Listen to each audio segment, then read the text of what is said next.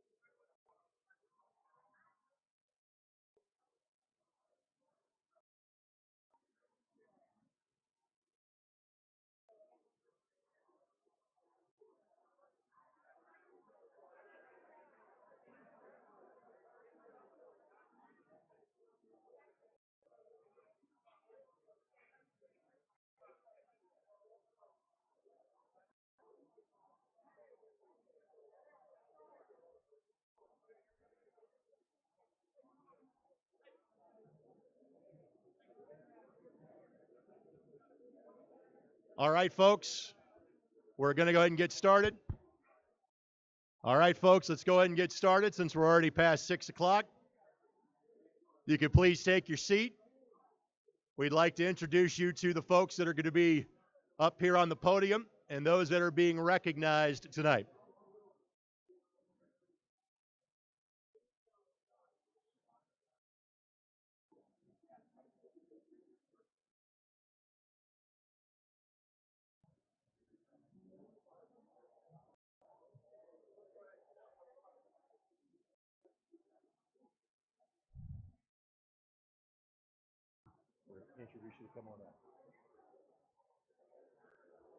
Folks, once again, thank you for joining us. My name is Greg Rakestraw. I'm with the ISC Sports Network. Coming up this weekend, I'll have the honor of being on the 3A and 4A call for the IHSAA State Championship Games on Valley Sports Indiana. It is the second time that I have had the honor of being the Master of Ceremonies for the Men's Indiana Basketball Hall of Fame Induction Banquet. And for those of you that might feel, hey, didn't we just do this? The answer is yes, we did. We did this in October the 9th to be exact, that recognized the banquets that we could not have in March of 2020 and March of 2021. It is great to be back on schedule, and it is great to have our traditional date just 3 days out from the upcoming playing of the boys basketball state championship games. I want to recognize the folks that will be recognized as part of our ceremonies this evening. First of all, representing the center circle officials, Gary Leisner, Ron Grimes, representing John Evans, Susan Evans. Our silver anniversary team, those players that played 25 years ago, Josh Whitman,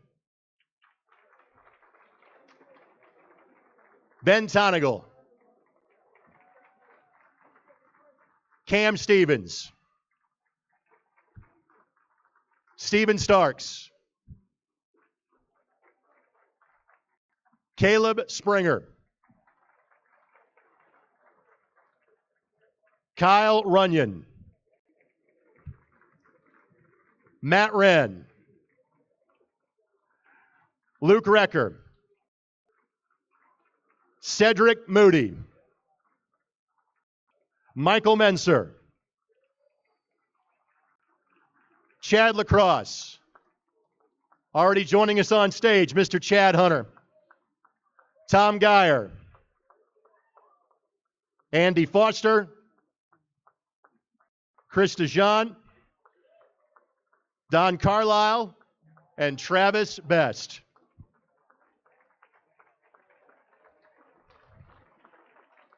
And now, ladies and gentlemen, our soon-to-be Hall of Famers, John Sherman Williams, Craig Neal, Doug Mitchell, Gary Merrill, Sam Simmermaker. Sam's already in a Hall of Fame. Sam will be introducing our silver anniversary teams coming up here in a matter of moments. Our president, not to mention an honoree tonight, Mr. Mark Baltz. Ray Mccallum. Jerry Flake. Gary Duncan.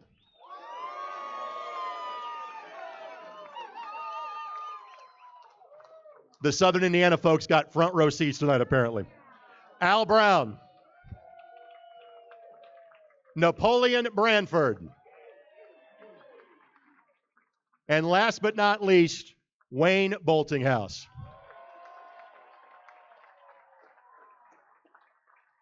While those at the podium are standing, we ask that all of you please rise for a moment. Dr. Phil Eskew will provide our invocation in a matter of moments, but a reminder that we have an in memoriam for those that we have lost over the course of the last year or two on page 17 of your program.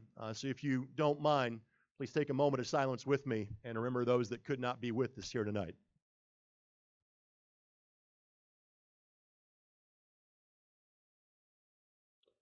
Thank you very much. Again, please remain standing. Dr. Phil Eskew provides our invocation for this evening. According to your own beliefs, let's bow our heads.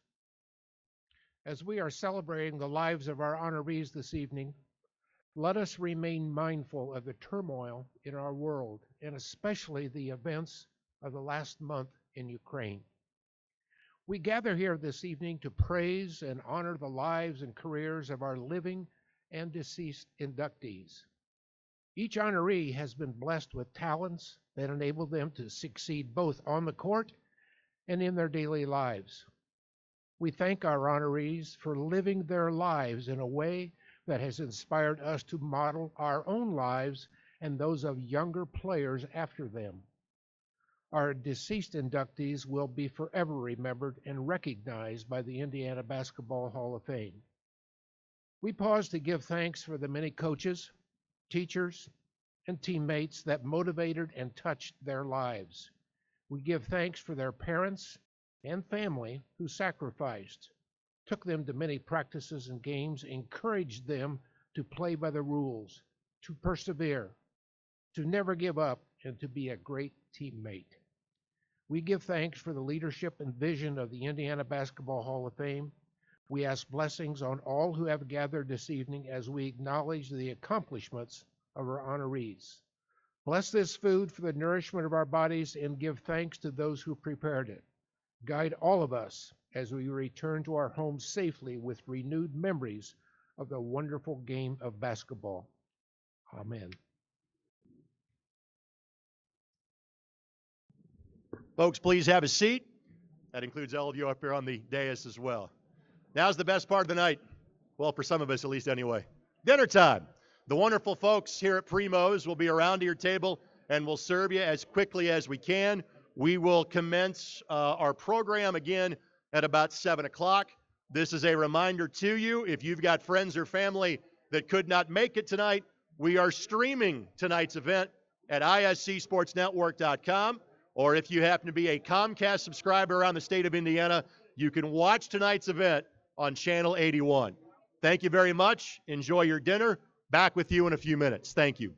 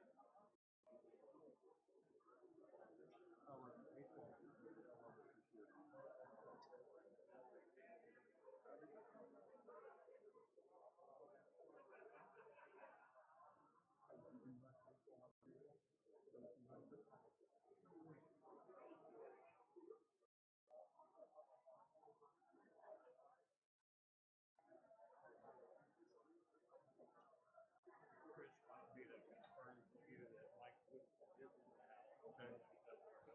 Thank you.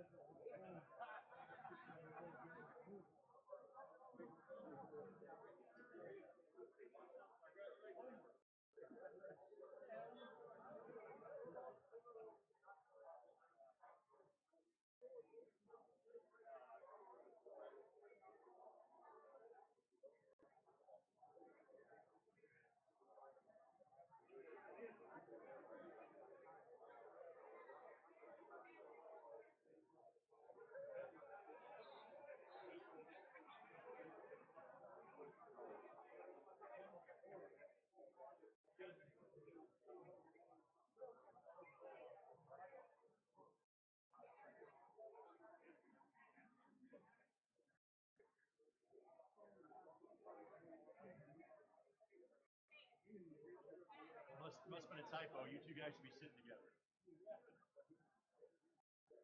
See you, buddy. Good, you?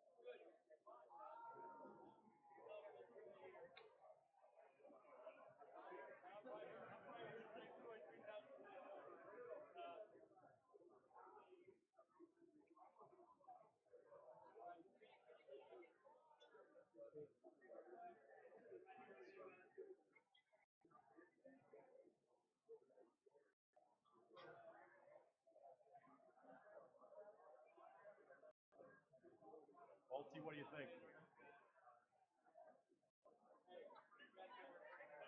Yep.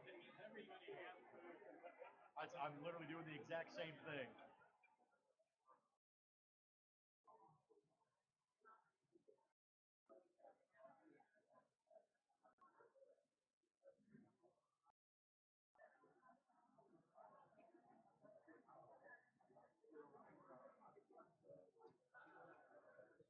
Thank you.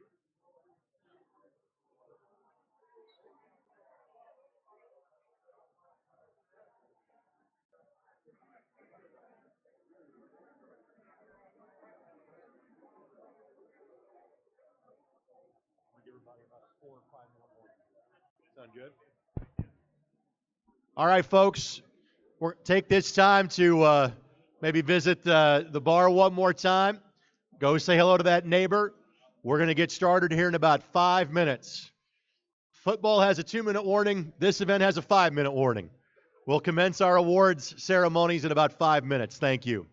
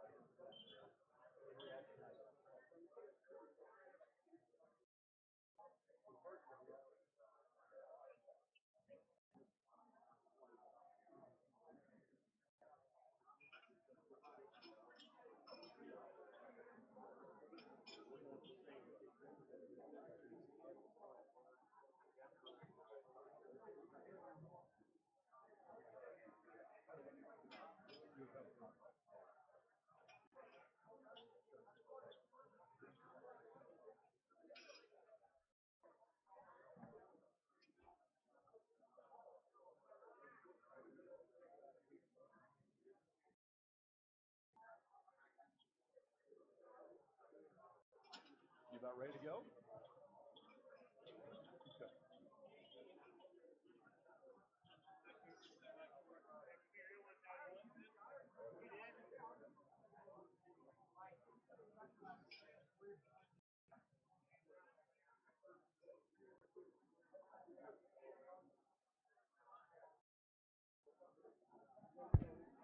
All right, if everyone could start to head back to their seats, we'll get going here in about a minute or two. You could start to head back to your seats. We'll get started with this evening's program. Thank you.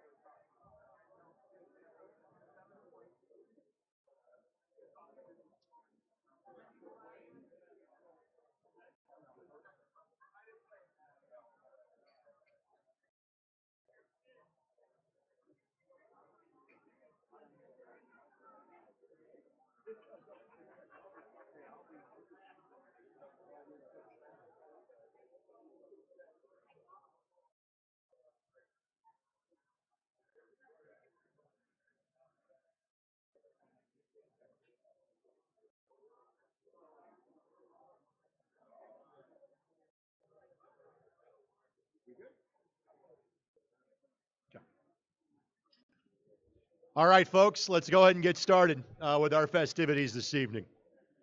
Again, if you're still in line for a beverage, stay right there. I'm sure they'll take care of you. There was a gentleman that brought 6 up here with them, so hopefully they don't run out back there.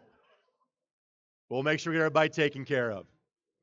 Before we officially get started with our presentation for the evening, first of all, how about some wonderful recognition for the outstanding crew here at Primo's Banquet Hall. We are looking at in the neighborhood of between 800 and 900 people that are here this evening, and they served everyone their dinner within the span of about 20 or 25 minutes. That is no easy task, and the folks at Primo's get it right from a dinner standpoint each and every time. There was a gentleman that handled the Master of Ceremonies duties here for many years and did a tremendous job. He's not of retirement age. He's just busy running the day-to-day operations of the Indiana Basketball Hall of Fame. So Chris May, wherever you are, thank you for having me do this tonight, and congratulations, Chris, on another job well done. And I'm sure the first person that Chris would recognize would be Kayla Kessler and so many of the other volunteers and day-to-day staff of the Indiana Basketball Hall of Fame in Newcastle.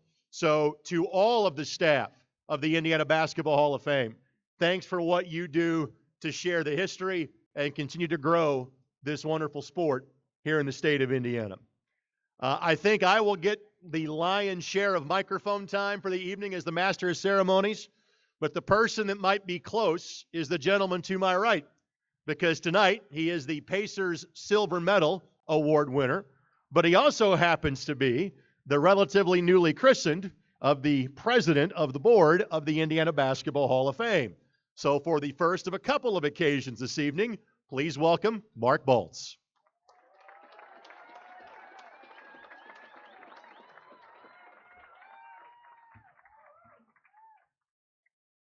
We got that on recording, don't you? Referees don't get applause. Usually I'm up here presenting the Center Circle Award, which I'll do here shortly, and I get a spattering of applause and a lot of boos, but I really like that round of applause. Thank you very much. I'm going to continue with what Greg said. He's our excellent Master of Ceremonies, but on behalf of Chris May, our Executive Director, and Kayla Kessler, his assistant, Cheryl Betton, our Operations Manager, and Trip Lukemeyer, our Director of Development, the staff in Newcastle, all of our 50-plus volunteers in Henry County that work diligently at the Hall of Fame, those of you that were there today, got to take part and see what our facility is really all about, the ones that haven't had the opportunity to be there. Those that have been there before, I know have seen a lot of changes, and believe me, we've got more to come. So we're looking forward to your continued support of the Indiana Basketball Hall of Fame. And on behalf of our officers, executive committee, and board, welcome to our 60th annual banquet. As Greg said, you'll be hearing from me a couple more times this evening, but I want to get started. As he said, I just took over as president. It seemed like yesterday, but I'm almost a year into my first of my 2-year term, so I'm about halfway done already. But time really flies when you're having fun. Also flies when you're old too, so most of you I can identify with that as well. But the first order of business this evening is I get to present my first ever President's Award, and I am pleased to present this award to an individual who has been a great help to me as I was climbing the Indiana Basketball Hall of Fame so-called corporate ladder, from being a board member to a regional vice president, then secretary, which is the worst job in the world, then vice president, and then last summer I assumed the presidency. I will not tell you the story that's related to that. You've probably read it if you read it in the magazine and all that stuff and heard about the earthquake and everything. But anyway, my honoree this evening and recipient of the President's Award served as my mentor, as he too served in this same capacity for an extended term and was another excellent servant in a long line of people who have served this position well in our beloved Indiana Basketball Hall of Fame. It gives me a great deal of pleasure to honor this evening and present my initial President's Award to none other than my friend and predecessor, Hall of Famer Jerry Pearson. Jerry, come on up.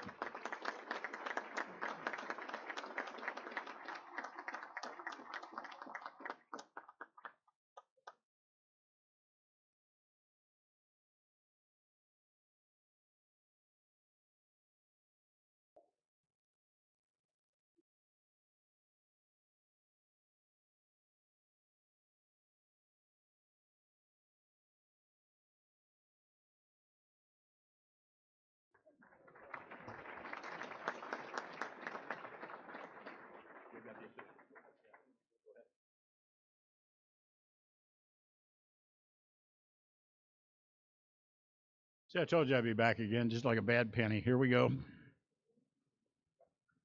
Each year, the Indiana Basketball Hall of Fame honors 3 men for their contributions as Indiana high school boys basketball officials and become recipients of the Center Circle Officials Award.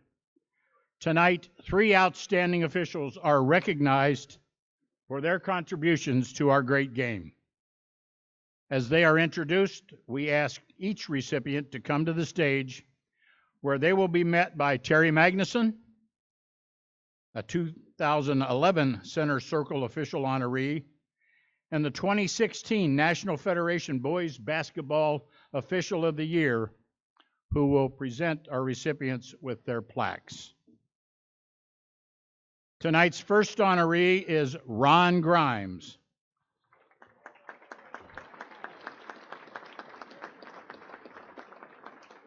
Ron is a 1966 graduate of Brownsburg High School, where he played basketball, football, and baseball. He played 3 years of football at Indiana State University and 1 year of basketball and baseball before graduating with degrees in physical education. His officiating career has included more than 40 sectionals, 31 regionals, 8 semi-states, 1 state final in 2004, and he also officiated 3 Hall of Fame Classic tournament assignments. A past member of the Southwestern Officials Association, he is also a member and past president of the Mid-State Officials Association. His career has also included NCAA Division III first and second round basketball tournament assignments. The Grimes family has become a Hall of Fame family, as brother John, the longtime men's coach at Marian University, was a 2019 inductee into the Hall of Fame as a Silver Medal Award winner. Ron resides in Bedford. Congratulations to 2022 Center Circle Official Honoree, Mr. Ron Grimes.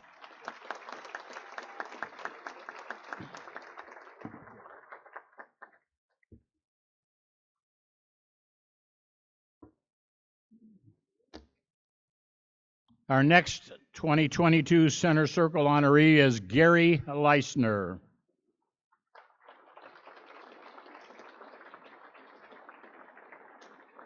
Gary is a graduate of Du Bois High School, where he played baseball.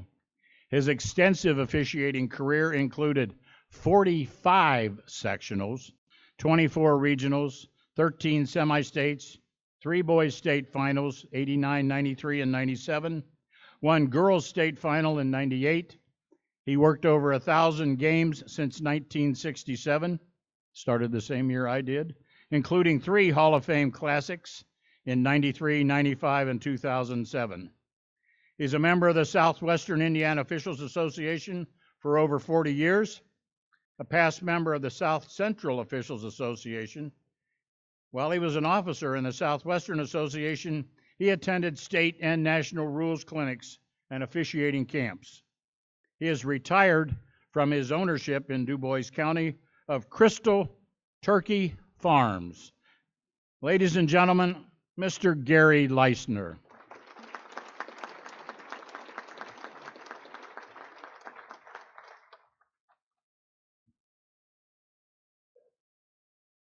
Finally, we recognize the late John Evans.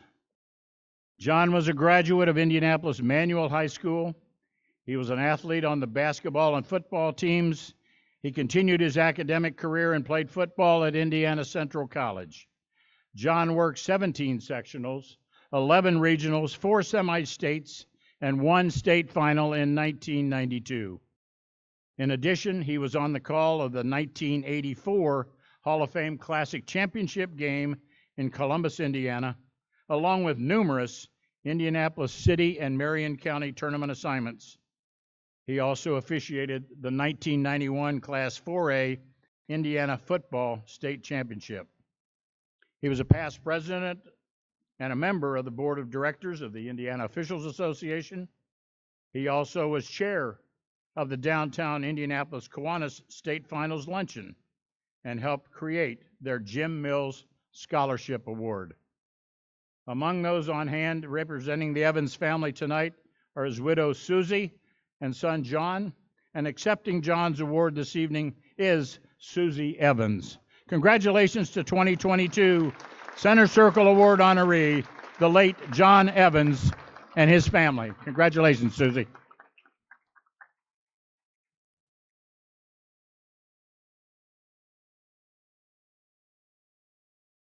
Mark, thank you very much. The next order of business for tonight's festivities is to recognize past state championship teams and their anniversary.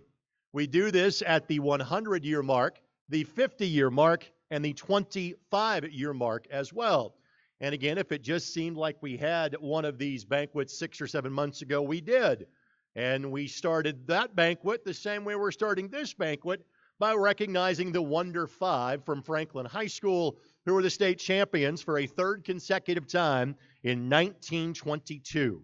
The Wonder Five down Terre Haute Garfield, 26-15. It's a high-scoring game back then. They were the first team to win 3 consecutive state championships, a feat that was not equaled until the Marion Giants in Purple Rain from 1985 through 1987, and Lawrence North that did it from 2004 through 2006. The head coach of Franklin was Ernest Grizz Wagner. You ever wondered why the Franklin College is called the Grizzlies? Coach Wagner would be the reason why. They won the sectional tournament on their first try in 1918 and then won state championships in 1920, 21, and 22. Robert Fuzzy Vanderveer, the star of that team, remains a legend in Indiana high school basketball. He was a member of the starting 5 each year of his high school career, played in the state finals round of 16 every year, and he was a starter and leader of all 3 of those state championship teams, and he was the first player ever to be selected All-State in 3 consecutive years. Coach Wagner and Fuzzy Vanderveer were voted in the Indiana Basketball Hall of Fame's inaugural class in 1962, and Fuzzy was elected to the Naismith Basketball Hall of Fame in 1975. Ladies and gentlemen, your champions from 100 years ago, Franklin High School.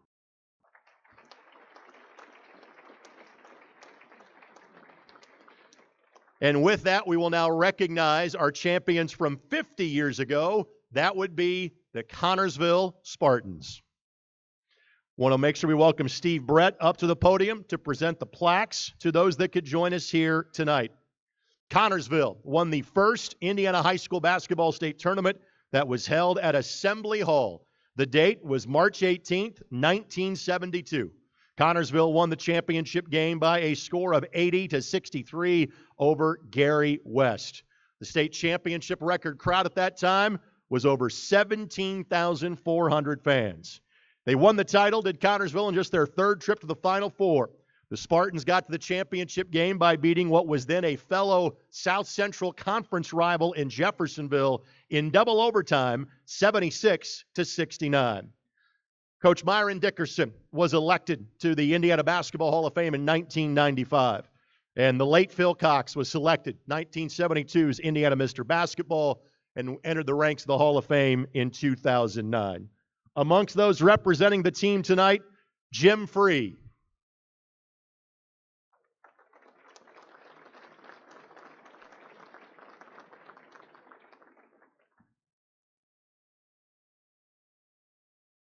Jeffrey Jones.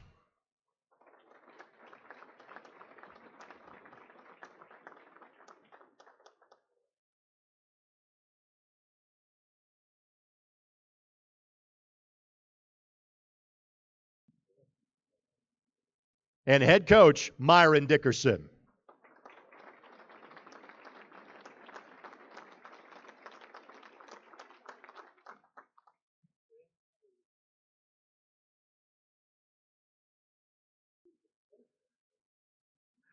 Ladies and gentlemen, the champions from 1972, the Connersville Spartans.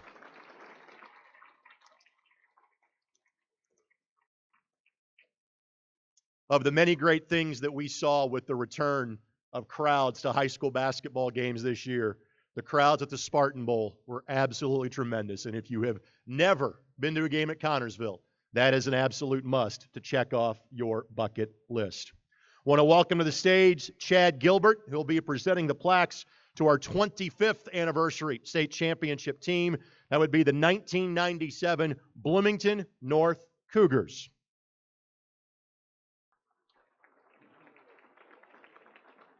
In March of 1997, the IHSAA held its 87th and final single-class boys basketball state tournament. Over 26,000 fans were on hand at the RCA Dome to watch Bloomington North down Delta by a score of 75-54. Bloomington High School North became the 49th different team to win a state championship, and Cougar head coach Tom McKinney, winning his first state championship, became the 61st gentleman to coach a team to a state championship. Ryan Reed and Queth Dwaney led the Cougars in the state championship game, each scoring 17 points. In the afternoon game, Bloomington North beat Kokomo by a score of 50-43, led by Jeremy Sinsabaw's 15 and Ryan Reed's 13. Members of the 1997 state championship winning team that are able to join us tonight, Jabril Conte,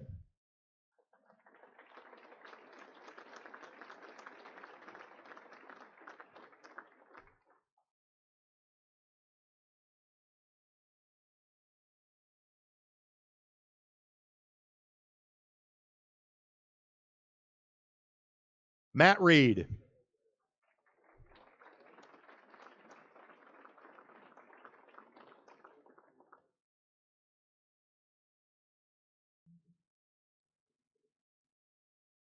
I'm going to unintentionally photobomb a bunch of pictures the entire night.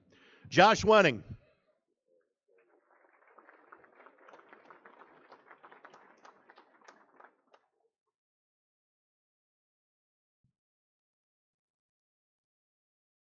David McKinney,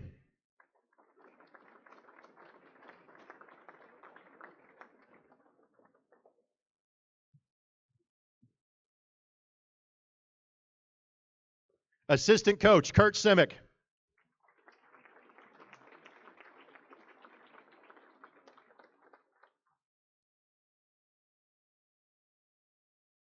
head coach Tom McKinney,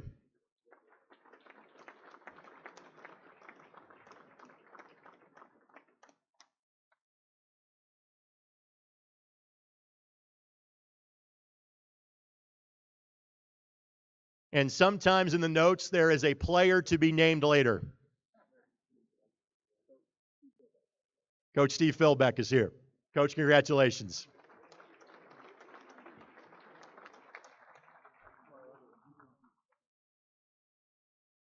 Gotcha.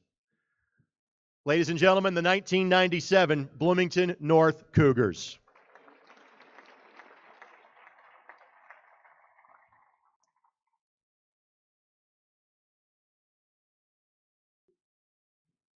By the way, congratulations to the Cougars of present day. They gave Cathedral a heck of a battle in the second half in the semi-state championship game in 4A down at the Hatchet House this past Saturday. Now it is time we just recognized a team that won a championship 25 years ago.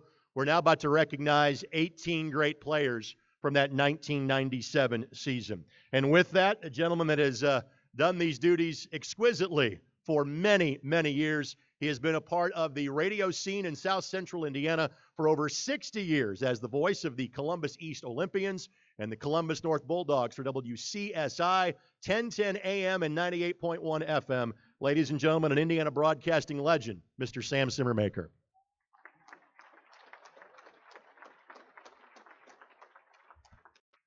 Hi, and a pleasant good evening, everybody. I want to make a motion that we name some numerous nifty netters from the 90s. That would be the 2022 Silver Anniversary team, and I'd like to get a second from Mr. Rakestraw, if possible. Second. All those in favor say aye. Thank you. Here we go. The 2022 Silver Anniversary team, and handing out the hardware representing the Hall of Fame, Jim Fisher and Dave Warland. Small print. The 1997 Indiana All-Star Travis Best of Frankfort. Bloomington Herald Times First Team All-State, AP's Second Team All-State, and Indianapolis News Second Team All-State after averaging 18.8 points and 9 rebounds as a senior for the 18-6 conference and sectional championship team. Set Frankfort records in career wins, career assists, career steals, fourth in career scoring. 1996 and 1995 IBCA underclass first team All-State, a part of teams going 79-19 over 4 seasons with 4 sectional titles and 4 conference titles. Played 2 seasons at the University of Louisville before completing his career as a team captain at Purdue. He's been owner of Indiana's Best Basketball Club, Travis Best Camps, Clinics, and Training, and he resides in Lafayette. Travis Best of Frankfort.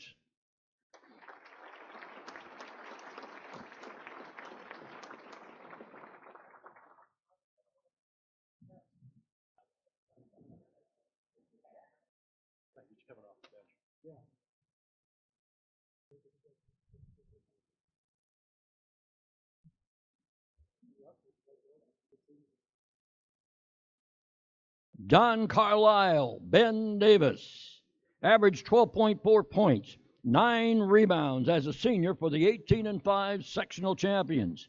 2-year career totals, 544 points, 371 rebounds for teams that were 40-11, including winning the 1996 state championship. He earned All-County, was a City-County All-Star, All-Sectional, All-Regional, All-Semi-State, and All-State during his career. 3 years at IUPUI totaled 1,182 points, second in career rebounds, and among program leaders in career steals. He led the Mid-Continent Conference in rebounding twice, earned all-conference honors twice, played professionally for 12 years. He's a PE teacher and head coach at Ben Davis, where he led the Giants to a 4A championship game appearance in his first season. Don Carlisle of Ben Davis High School.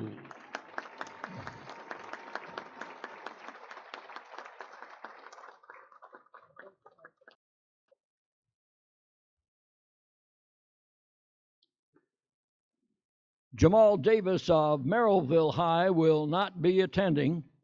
A 1997 Indiana All-Star, AP First Team All-State, IBCA First Team All-State, Bloomington Herald Times First Team All-State, and Indianapolis News Second Team All-State. Averaged 18.1 points for the 21-3 sectional champs. Earned All-State honors 3 years, earning consensus All-State honors as a junior, 18.9 scoring average, on the 18-6 sectional champs, first team underclass All-State as a soph, averaging 12.7 for the 27-2 state runner-up. Set Merrillville career scoring record, 1,275 points. Played freshman season at Purdue, sophomore year at Barton Community College, 2 seasons at the University of Cincinnati, starting 34 games for their 25-10 team that reached the Sweet 16, started 33 games for their 2002 team that was ranked number 5 in the nation and a number 1 seed in the NCAA tournament. He played professionally in the USBL and in Germany. Jamal Davis of Merrillville.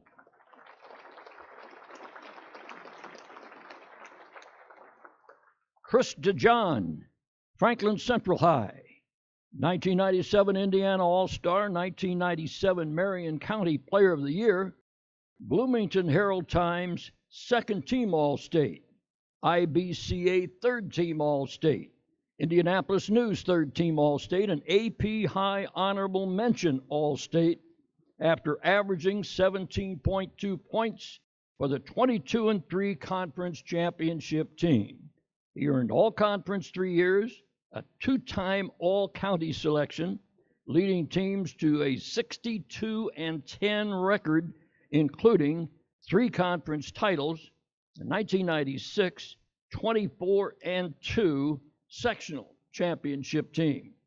Career totals of 937 points, 476 rebounds, then played 4 seasons at the University of Indianapolis, averaging career bests, 8.5 points, 5.2 rebounds per game as a senior. Earned academic all-conference honors for 4 years, employed with Wells Fargo Bank since 2001. He is a senior vice president and resides in Indianapolis. Chris DeJean of Franklin Central.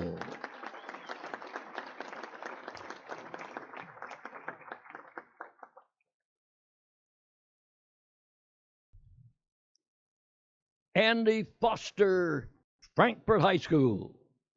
IBCA second team All-State. Bloomington Herald Times second team All-State. Indianapolis News third team All-State. Set the Frankfort career scoring record of 1,612 points. Was Lafayette Courier-Journal Player of the Year and Sagamore Conference Player of the Year after averaging 23.8 for the 18-6 sectional champions. He was a 1996 Indiana Junior All-Star, 1996 first-team IBCA underclass All-State, averaged 22.3 for the 18-5 sectional champs. He earned 3-year All-Conference and All-Regional honors on teams that were 79-19, winning 4 Sagamore Conference championships, 4 sectional titles. He played at the University of Indianapolis, racking up 1,778 career points in 82 career games. That's an 18.8 point per game average, and he resides in Whitestown. Andy Foster of Frankfort High School.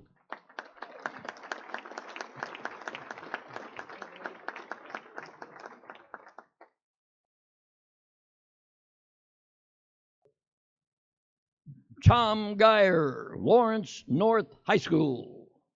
1997 Indiana All-Star, Bloomington Herald Times second team All-State, Indianapolis News third team All-State, AP High Honorable Mention All-State, after averaging 15.8 points and 9.0 rebounds as a senior. He tied Lawrence North's record, previously held by Eric Montross, with 126 career blocks, along with 809 points and 527 rebounds as a 3-year starter. Drafted out of high school by the Arizona Diamondbacks, he instead played basketball at Indiana University for 2 seasons. From 2001 to 2004, he was a graduate assistant to Bob Knight at Texas Tech and also served as color commentator on Texas Tech TV and radio networks. Earning an MBA and a law degree at Texas Tech, he is a partner in Newbold, Chapman, and Geyer PC law firm in Durango, Colorado. Tom Geyer, Lawrence North.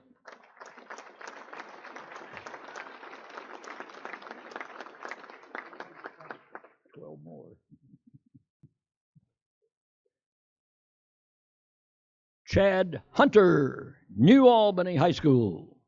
1997 Indiana All-Star and consensus first-team All-State selection by AP, IBCA, Indianapolis News, and Bloomington Herald Times after averaging 19.7 points, 8.5 rebounds per game for the 23-4 regional champs.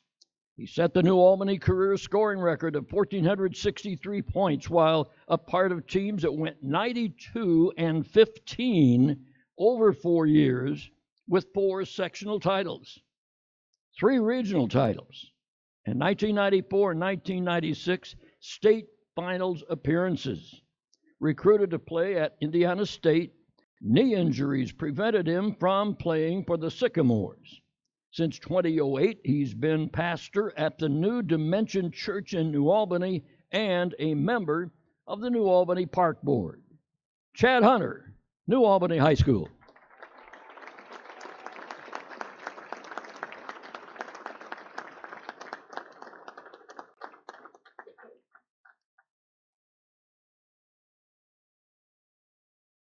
Chad Lacrosse, East Noble High School. 1997 Indiana All-Star. IBCA Second Team All-State. Bloomington Herald Times Second Team All-State and AP High Honorable Mention All-State. Averaged 18.3 for the 25-2 regional champions. Totaled 825 points in 2 seasons, earning 2-time all-conference honors on teams that went 46-6, winning 2 sectional and 2 regional titles. A 3-time NAIA All-American at Tri-State, 2-time WHAC Conference Player of the Year after totaling 2,636 career points, 1,167 rebounds. He averaged 21.5 points as a junior, led the nation with 27.3 points and 12.1 rebounds per game as a senior. He played professionally in the USBL and in Mexico. He is the head coach of the University of St. Francis in Fort Wayne, where he's a winningest coach in program history.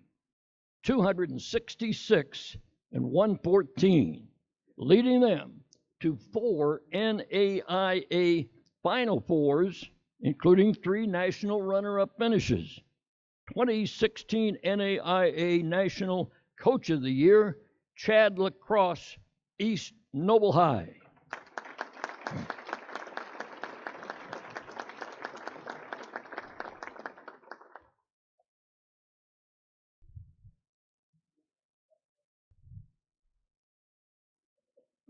Michael Menser, Batesville High School. 1997 Indiana All-Star, runner-up for Mr. Basketball, consensus first-team All-State selection by AP, IBCA, Indianapolis News, and Bloomington Herald Times. Set school records at 1,700 career points, 414 assists, and an 87% career free throw percentage. Set school season records in points, assists, free throw percent, and 3-point field goal percent. Was a member of teams that went 86-15, winning 4 conference titles, 4 sectionals, 1 regional, and the 1996 Hall of Fame Classic, where he was named Classic MVP. At Indiana State University, he totaled 1,301 career points, set the school record in career 3-point field goals made, 283, and was among program leaders in steals and assists. He was part of 4 consecutive winning seasons, culminating in 2000 and 2001's NCAA tournament berths. He led the nation in assist to turnover ratio and was most outstanding player of the Missouri Valley Conference tournament. Now the assistant principal at Plainfield High School, Michael Menser of Batesville.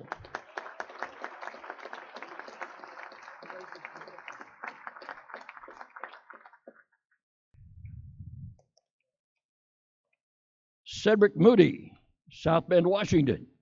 1997 Indiana All-Star, Bloomington Herald Times First Team All-State, 1996 and 1997 AP High Honorable Mention All-State, an IBCA Honorable Mention All-State after averaging 26.4 points for the sectional champions.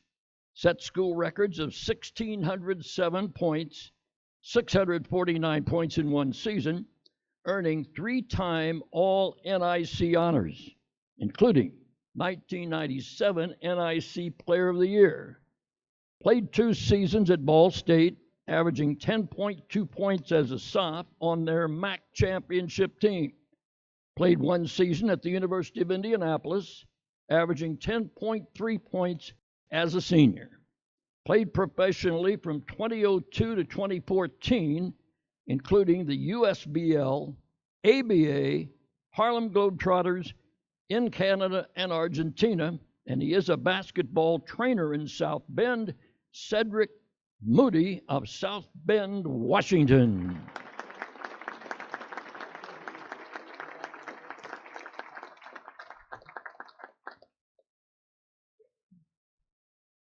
Luke Recker, DeKalb. 1997 Indiana All-Star, Indiana Mr. Basketball, Gatorade Indiana Player of the Year, 1997 McDonald's All-American, Parade All-American, 1997 USA Junior National Team, USA Today's Second Team All-American, Consensus First Team All-State Selection, set school records of 208 career points, 419 career assists, along with season records of scoring average, field goals, steals, and single game scoring, 49, for a 26-4 team that won a regional championship. A part of teams that won 4 sectional titles, he was named All-State in his sophomore and junior seasons. He averaged double-figure scoring in all 4 seasons of his college career in 66 games at Indiana and 57 at Iowa, including on their 2001 Big Ten tournament champions and earning all Big Ten honors. He played professionally for 7 seasons in the NBA D-League, Italy, and Spain. He's director of sales with Stryker Medical and resides in Iowa. Luke Recker of DeKalb.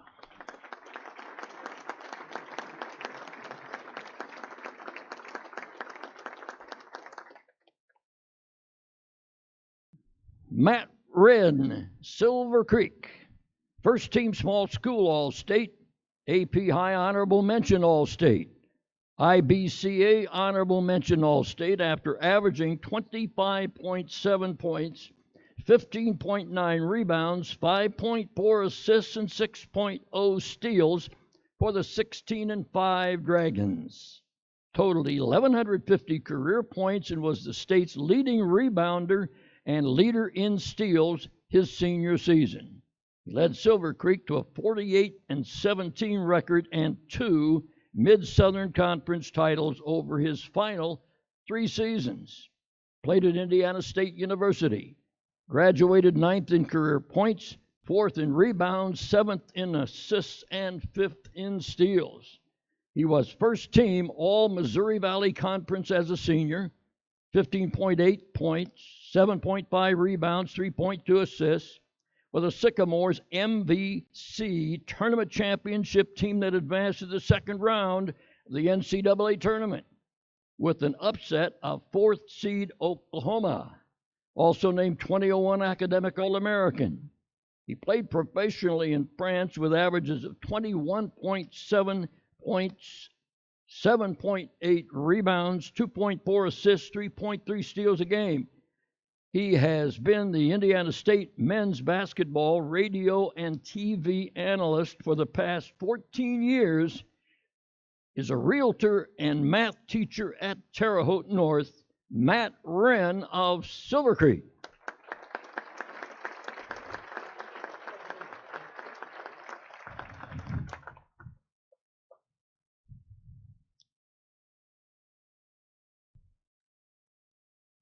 Kyle Runyon of Madison Grant, 1997 Indiana All-Star, Bloomington Herald Times First Team All-State, AP Second Team All-State, IBCA Second Team All-State, and Indianapolis News Third Team All-State.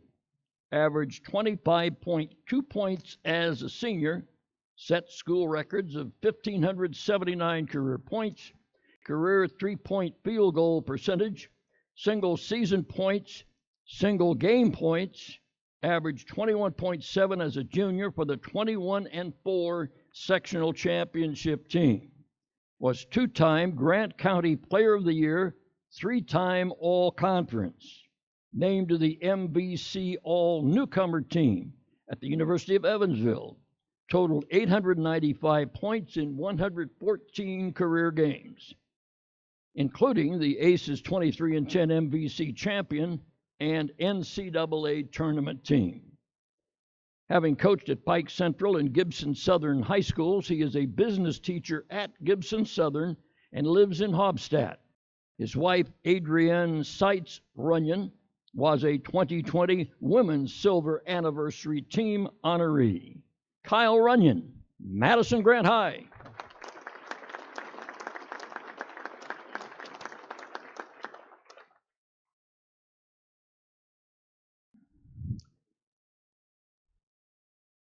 Caleb Springer, Logansport. 1997 Indiana All-Star, AP Second Team All-State, IBCA Second Team All-State, Bloomington Herald Times Second Team All-State, Indianapolis News Second Team All-State, and Street and Smith's High Honorable Mention All-American.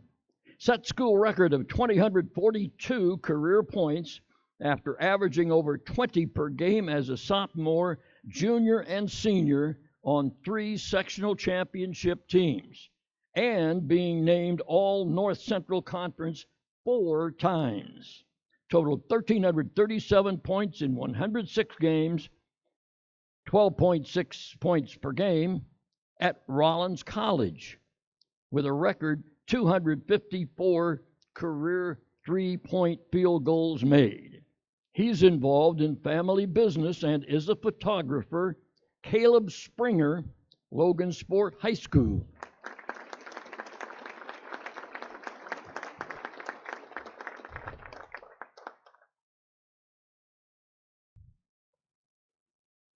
Stephen Starks, Fort Wayne Northrop High School.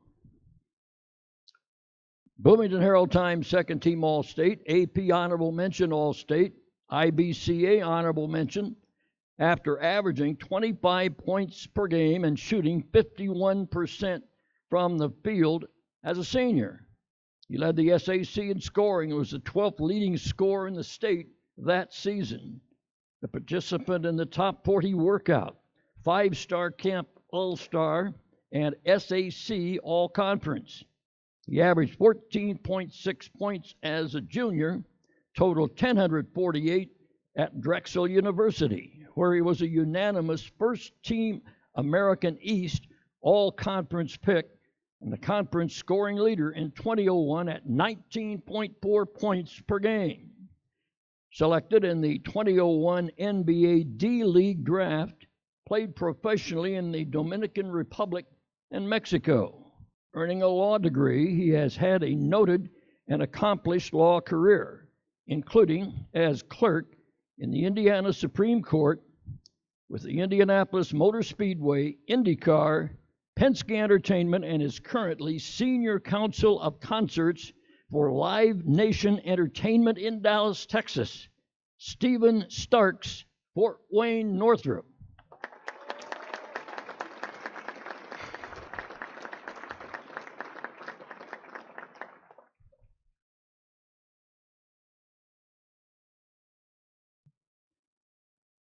Cameron Stevens, Fort Wayne South. 1997 Indiana All-Star, Conference First Team All-State Selection, AP, IBCA, Bloomington Herald Times, and Indianapolis News. After averaging 21.5 points and 12.3 rebounds for the 24-2 sectional champs. Scored 1,417 career points, set school record of 800 career rebounds.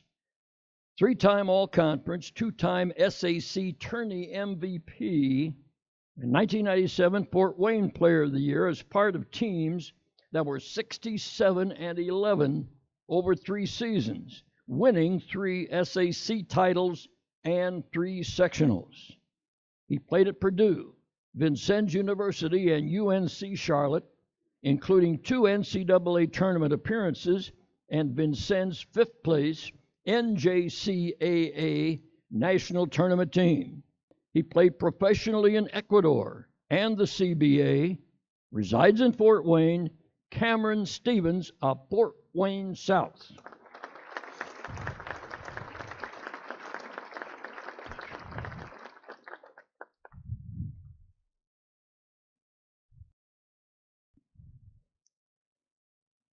Ben Tonagel, LaPorte, AP Honorable Mention All-State, IBCA Honorable Mention All-State after averaging 15.2 and 8.8 boards for the 22-5 state finalist Slicers.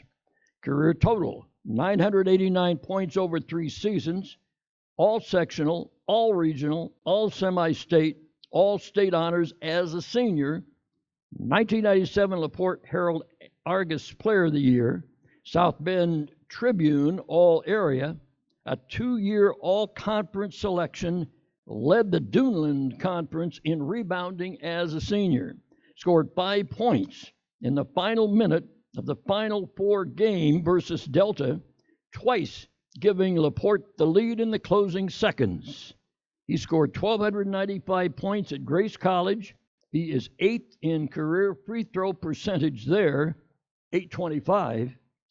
Earned a doctorate and superintendent's license.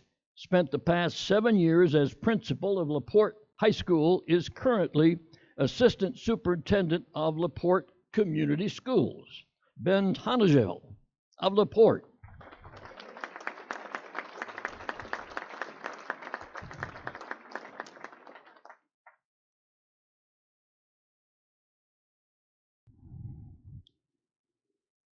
Josh Whitman, Harrison, West Lafayette.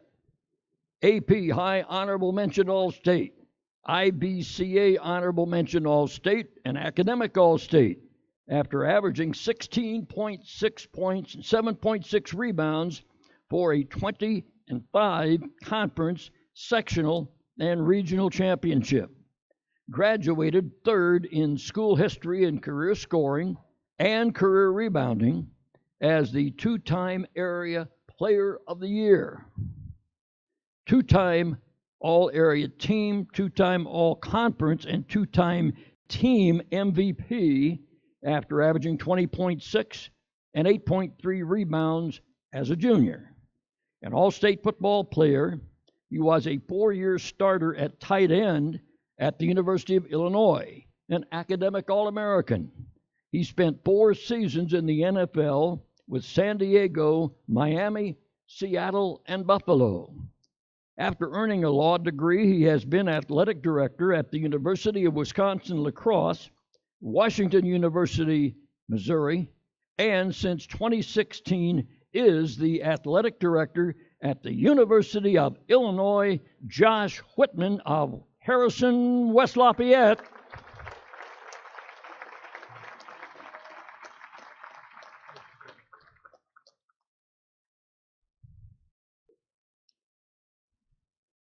Ladies and gentlemen, your 2022 Silver Anniversary Team.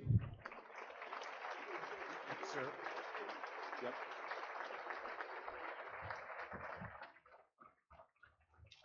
I was thinking the same thing.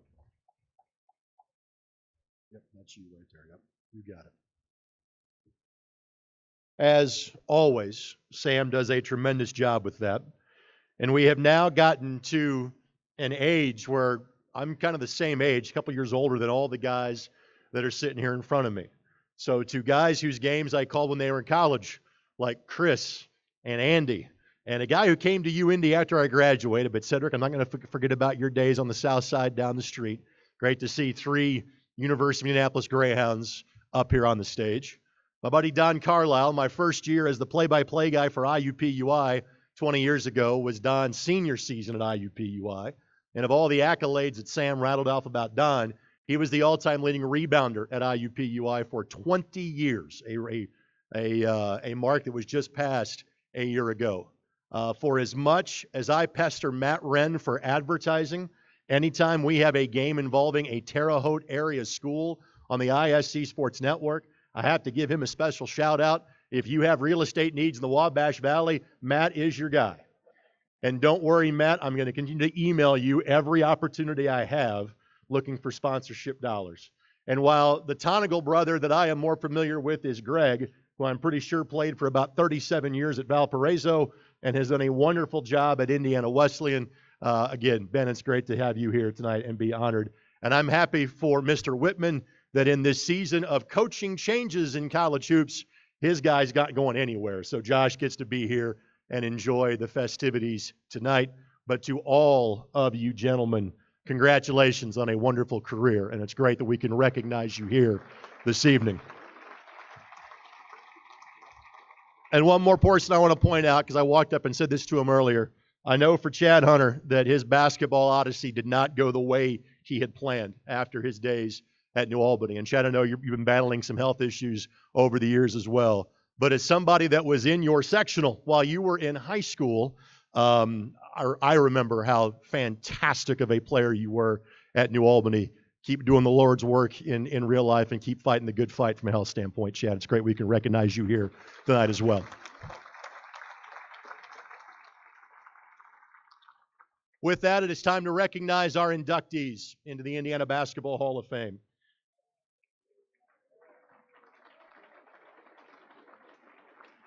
And with that, we start with the 6 honorees tonight that are unfortunately no longer with us. We take these in alphabetical order. We start with Jerry Bass from Morristown High School. Jerry was the state's leading scorer in 1958, was an Indiana All-Star, played at Indiana University, scored over 1,600 career points at Morristown. That was the scoring record at the time. He was the state's leading scorer at over 30 points per game, and he was a member of the Indiana All-Stars. He played at IU under Branch McCracken, totaled over 600 points in 68 career games. He averaged just shy of 12 points per game as a senior in 1962. Sadly, Jerry left us in 2009. Representing the family and accepting the induction plaque on behalf of Jerry is Kevin Bass. Ladies and gentlemen, Jerry Bass.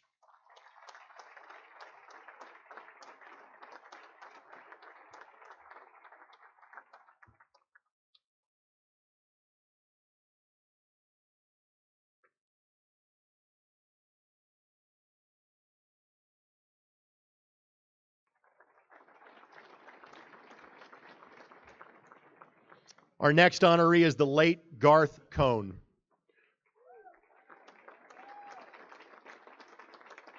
Garth was the head coach at Alexandria and led the Tigers program from 1977 until his untimely passing, ironically on this day, 12 years ago in 2010. Garth's team won 419 games, over 60%, won the Central Indiana Conference Championship 16 times, won 5 sectionals, 3 regionals, and a semi-state, and was the inaugural 2A state champion in 1998. If you don't know your Alexandria geography, 3 of his team's sectional titles came in the one-class days at the Wigwam at Anderson High School, and each time that Alexandria won a sectional, they knocked out the host Indians at some point in time along the way. Garth graduated from Pearson High School in 1965, was a 1969 graduate of Taylor University, where he played under Hall of Fame coach Don Odell. Representing the family and accepting the induction plaque on behalf of the late Garth Cohn is his widow, Cinda Cohn, and family. Ladies and gentlemen, Garth Cohn.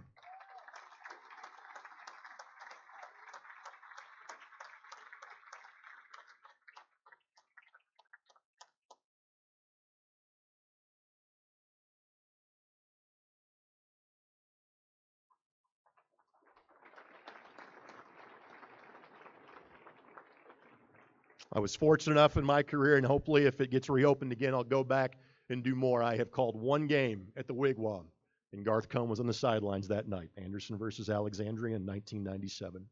The late Tony Atchison was a 4-year varsity starter at Noblesville High School. He scored over 1,300 career points. He led the Millers to 3 consecutive sectional championships in 89, 90, and 91. Tony was named All-Hamilton County 4 years running, and he was the 1990 and 91 County Player of the Year.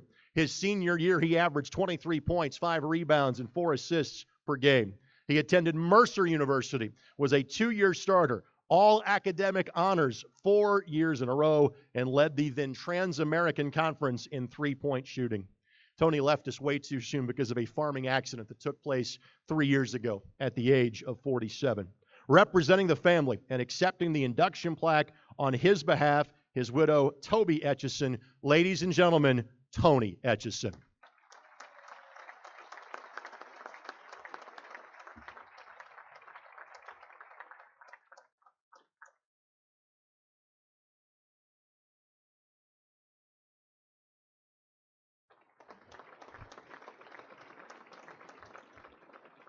Family shooting genes were passed on to Gus, who's playing college basketball as we speak. Our next honoree is the late William Bill Smith, Sr.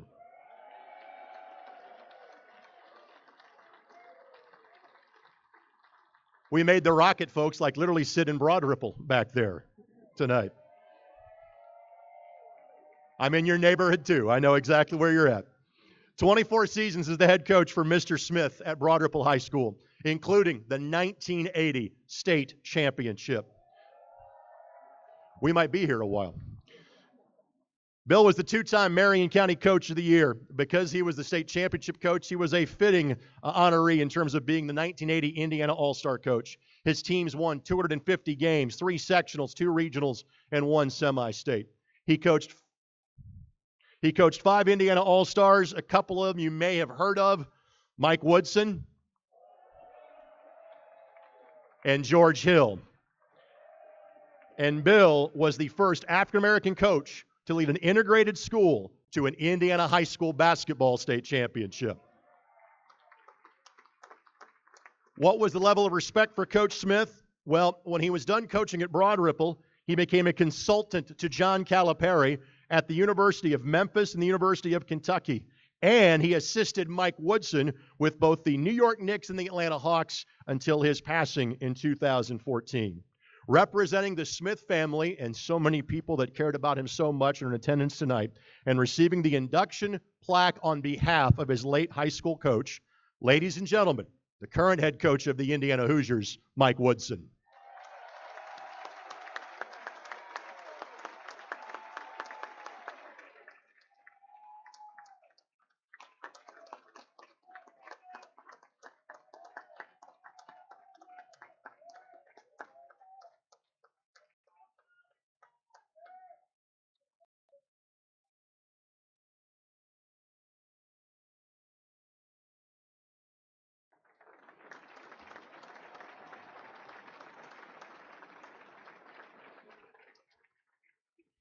We now recognize the late James D. Strickland.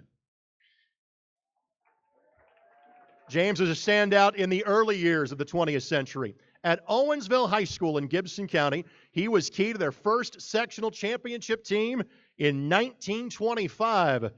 And you got to love this nickname. The Kickapoos lost to eventual state runner-up Vincennes Lincoln.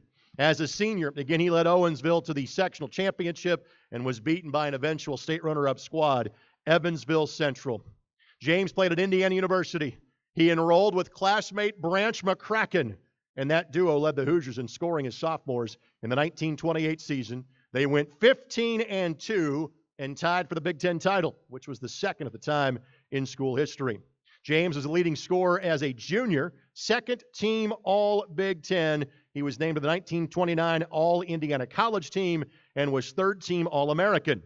James was the captain and leading scorer of the New York Athletic Club of the AAU League for 5 seasons and briefly played with the Indianapolis Kotskis, where his teammate was John Wooden.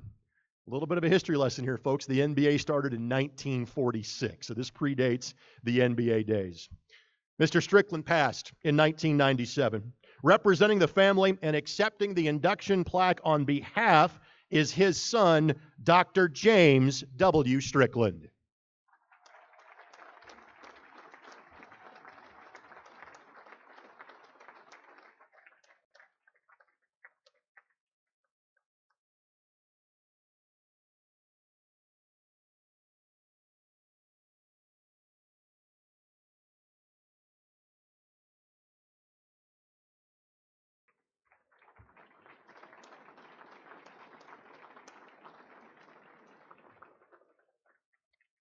And there has already been a significant tie to Indiana State University in this program, and that continues with our next honoree, the late Clarence Jordan Walker.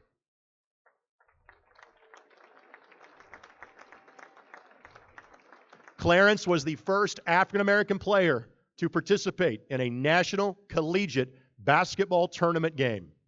Graduated from East Chicago, Washington, played for Hall of Fame coach John Barato, 1946 grad, who was a member of their 24-3 regional championship team that season. Clarence Jordan Walker was recruited by John Wooden to what was then Indiana State Teachers College. He was a member of their 1947 team that was invited to the NAIB National Tournament. But on the basis that a black player would not be eligible to compete in that tournament, Indiana State declined the invitation. A year later, the rules had been altered, and with Walker permitted to play, Indiana State finished as the national runners-up in that tournament.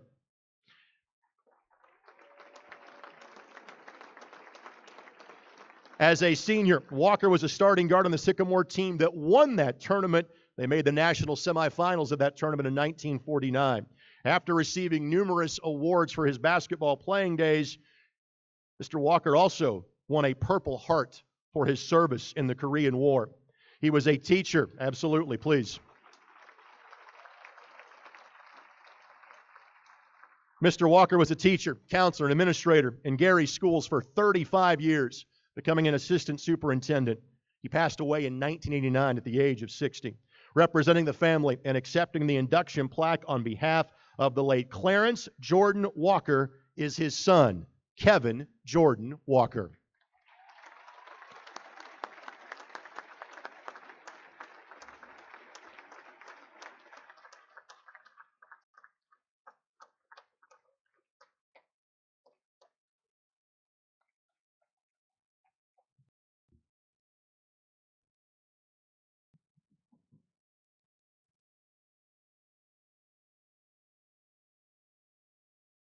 This time, Mr. Balch, you don't get to give out the award.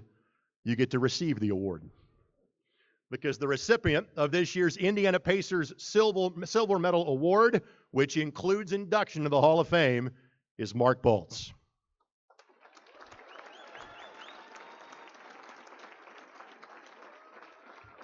Mark officiated Indiana high school basketball for 43 years, was a sports official for 50 years. His time working IHSA games spanned from 1971 through 2013. He worked 38 sectionals, 26 regionals, 6 semi-states, and 3 boys basketball state finals. He also spent 15 and 13 years, respectively, officiating men's and women's college basketball. Again, as you might well know, he is the current president of the Indiana Basketball Hall of Fame. Now, this last paragraph doesn't get you induction into the Indiana Basketball Hall of Fame, but I think it's worth noting for my friend Mr. Baltz. He is also noted for his football officiating career, where he was a head linesman in the National Football League for 25 years.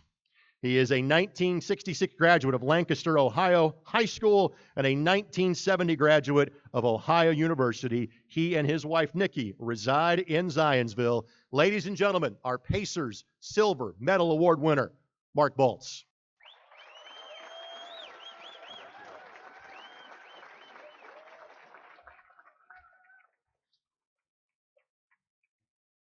Thank you, Greg, for that wonderful introduction.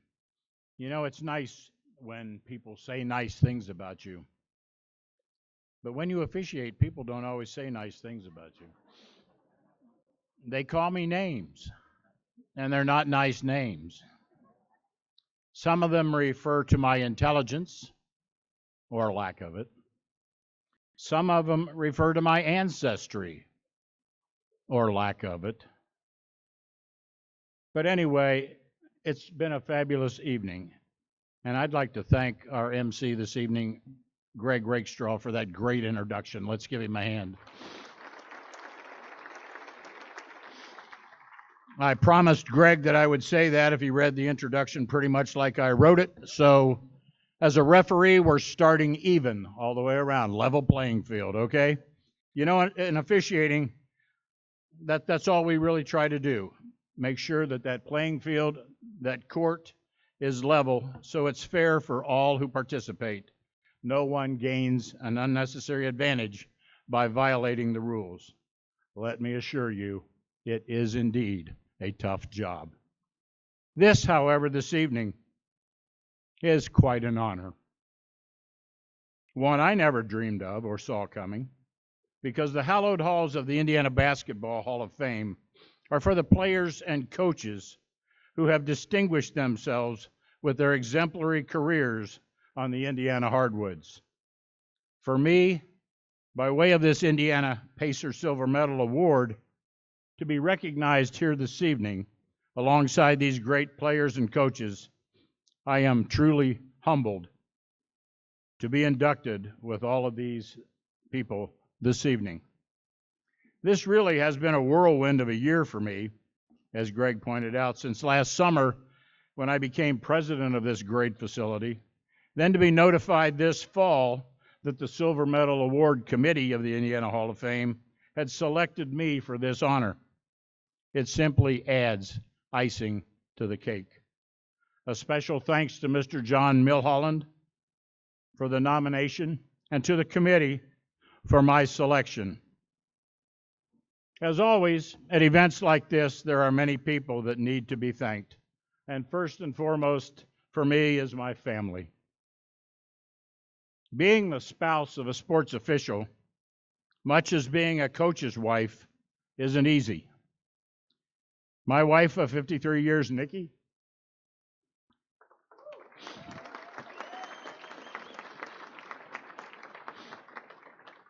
my two sons, Brett and Brandon, over there, are here this evening with their spouses, Laura and Peggy. Happy birthday, Peggy. Don't kill me. And 3 of my 5 grandchildren are here this evening, Christian, Reagan, and Jackson. I thank each and every one of you for your part in supporting me through all these years.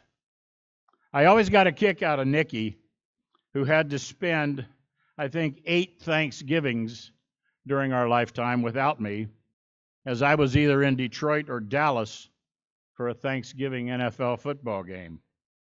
But it has been rumored that she said, it's bad enough being alone on Thanksgiving Day eating turkey, but then I have to turn on TV and watch a turkey. Also seated at the table over there with my wife is a very dear friend of all of us, Elaine Dimitrov, widow of one of my mentors and longtime Hall of Fame advocate and former silver medal winner, the late Jimmy Dimitrov. Yes, let's hear it for him.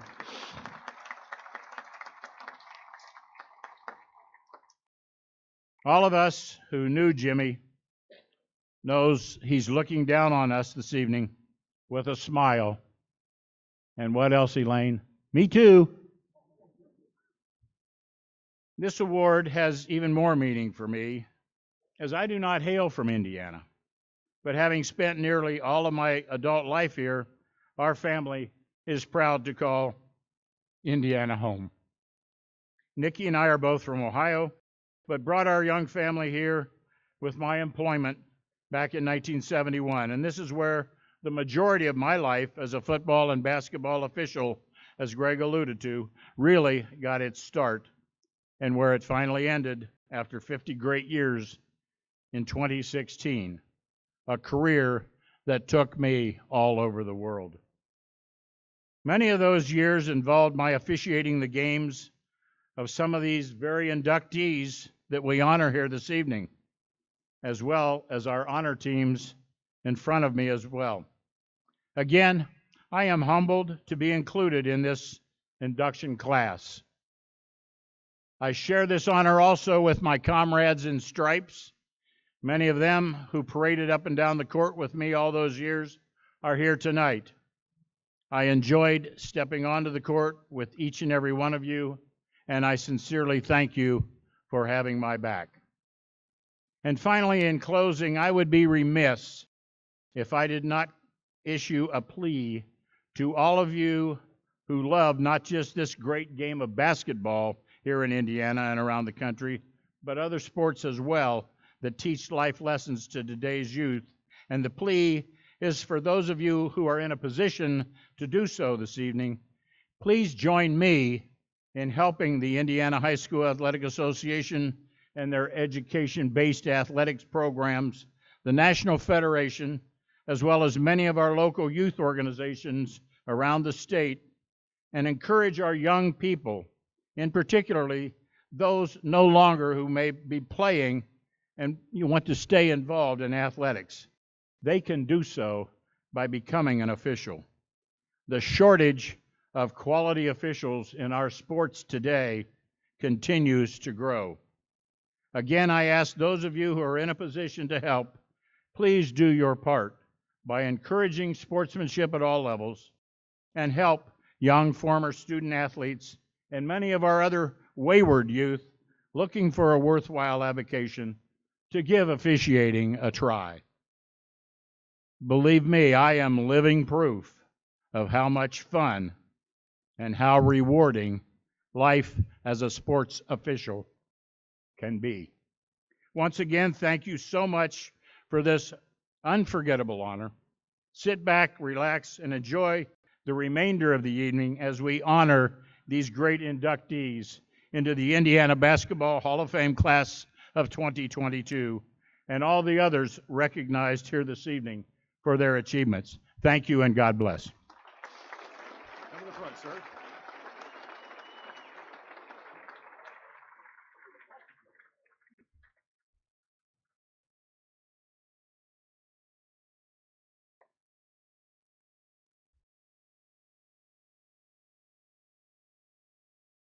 Everybody else gets a picture with Mark. Poor Mark is stuck with me.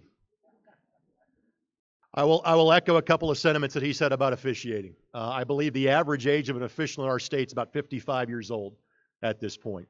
I know a lot of high schools are starting to begin licensing programs as a way for young students to be able to make money in terms of officiating games. Colleges, I think, are doing the same thing. And so we need officials.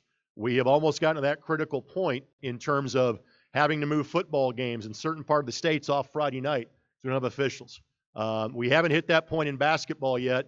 I know we had a day last year in the baseball season where on a random Thursday in April, because there had been snow the 2 days before, basically every high school in the state wanted to play a baseball game on Thursday, and they couldn't. We didn't have enough umpires to go around. And so if you've got a young person looking to make a little extra cash and work off a few pounds in the process, we need some help. And the other point that Mark touched on in terms of sportsmanship, the IHSAA has done a wonderful job in terms of promoting sportsmanship. And I see it in the student athletes. The players, for the most part, get it. Those in the stands, at times, not so much. That can also be your charge in this room, too. If officiating is not for you, be kinder to the officials. Trust me, it'll make our sport a better place here in the state of Indiana. All right, I'll get off my soapbox now, and let's recognize some incoming Hall of Famers in the Indiana Basketball Hall of Fame. Again, we take these in alphabetical order. We start with Wayne Boltinghouse.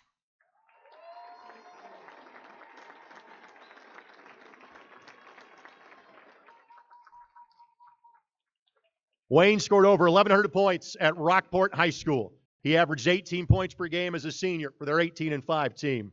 Wayne played 5 sports at Evansville College, now the University of Evansville. He was a senior captain of the Aces 26-3 1964 NCAA College Division National Championship team. He was so highly thought of as a basketball player, he was a part of the 1964 Olympic trials. He returned to his alma mater from 1969 to 74. He was an assistant coach on another College Division champ for Evansville in 1971. From 1974 through 1981, he served as the AD and head men's basketball coach at what was then known as Indiana State University, Evansville. You probably better know it now as the University of Southern Indiana. Wayne also played a role in the formation of the Great Lakes Valley Conference. Then for 10 years, he went to their most hated rival, that being Kentucky Wesleyan College.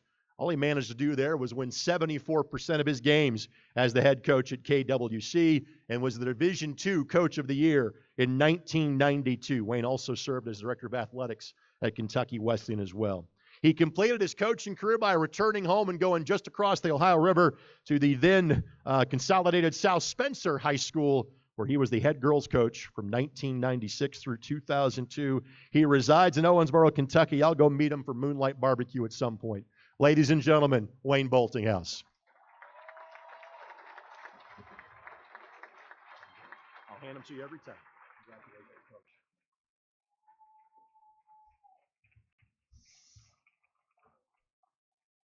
Thank you. You add a little luster to my evening. Greetings. My name is Wayne Boltinghouse, and I'm a proud native of Rockport, Indiana, in Spencer County. I want to express my gratitude to Ray Pavey for placing my name as a nominee for this honor, and to the selection committee. I am humbled for this honor to be part of the basketball greats of the Hoosier State, and I salute the class of 2022. But for me, this is my greatest basketball honor. How did I get here? I was a farm boy who was blessed to have two Christian parents who had very little but gave me tons of love and support. An older brother, Bill, who was an all-around athlete, who mentored me and instilled the love of sports and competitiveness. And a sister, Jane, who's been my lifelong cheerleader. In 1953, as a student at South Central Elementary, with its outdoor toilets and cinder playground, I began my basketball future in a team sport. Little did I realize I was at the right place at the right time. There were 765 high schools playing IHSAA basketball, and many were small-town teams with dreams of winning. In 1954, the Milan Miracle happened, and everybody wanted to be Bobby Plump, me included. Hoosier hysteria exploded to a new level. From elementary school, I became a proud Rockport Zebra, where I got to wear the blue and the gold and further my basketball skills. Coaches and teachers and teammates and classmates, they were instrumental in my development. It was like the entire Rockport community had adopted me and was cheering me to be even better. It worked, as I was given many honors that resulted in me becoming a University of Evansville Purple Ace. This was another right time at the right place moment, as I was a team member on some great teams that drew legions of fans. Lifelong friends and memories were a result. And following college, a childhood aspiration of playing professional baseball happened, as I was a member of the St. Louis Cardinals that was interrupted by 2 years of service in the United States Army. My coaching career, thank you. My coaching career started in the late 60s, which includes my expanding support group, a wife of soon-to-be 52 years, 3 beautiful, successful daughters, and 8 grandchildren. And success seemed to be my everyday companion as I reflect and express gratitude to the University of Evansville, the University of Southern Indiana, Kentucky Wesleyan College, and South Spencer High School for allowing me to coach some remarkable players. This has been a prestigious honor, and it would not have happened without my classmates and teammates and friends. It would not have happened. And I'm overwhelmed this evening by how many classmates and teammates and former players are here tonight to support my induction. In the past few decades, I am often asked, "Are you having a good day?" My response was and is, I have a good day every day. Some are just a wee bit better than others. Today has been a wee bit better than others. Thank you for listening, and God bless.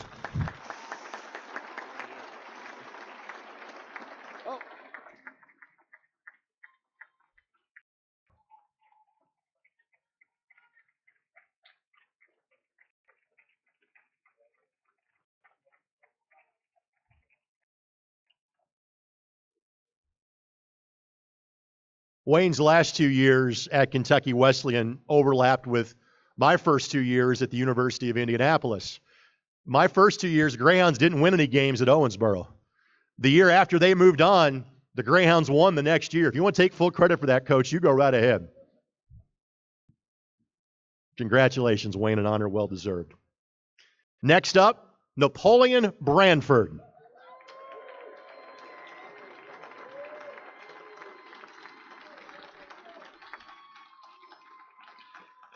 Napoleon was the starting center on the 1970 East Chicago Roosevelt State Championship team.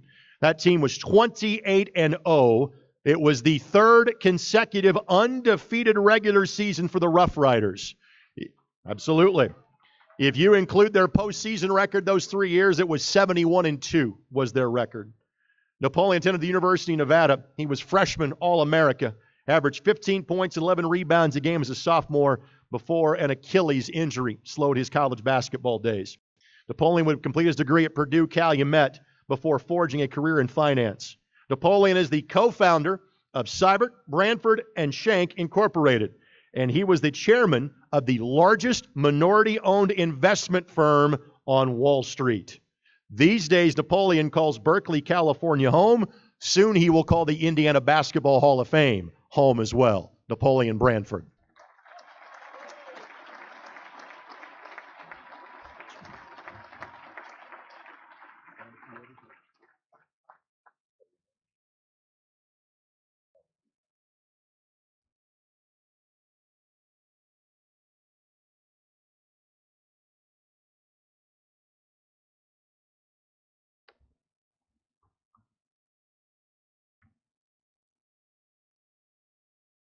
Before I start my formal remarks, I want everyone to know that I'm dripping in wearing my gold, undefeated state championship ring, cufflinks, and tie pin.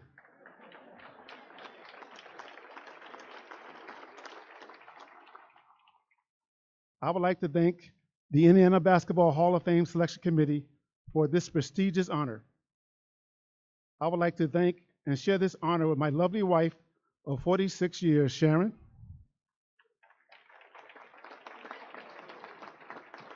and my 1970 undefeated championship teammates.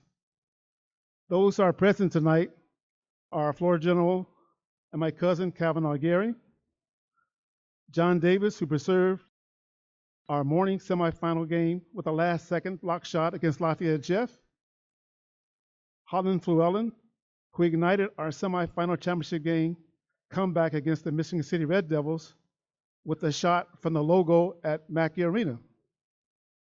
I asked him 30 years later, why did he take that shot? He said, because the coach wouldn't put me in the game. And also we have today Mike Artis, who made the most amazing behind-the-back pass to John Davis in our 23-point blowout of the number 3 ranked East Chicago Washington team. Little would we know that was Mike's only assist in his 3-year varsity career.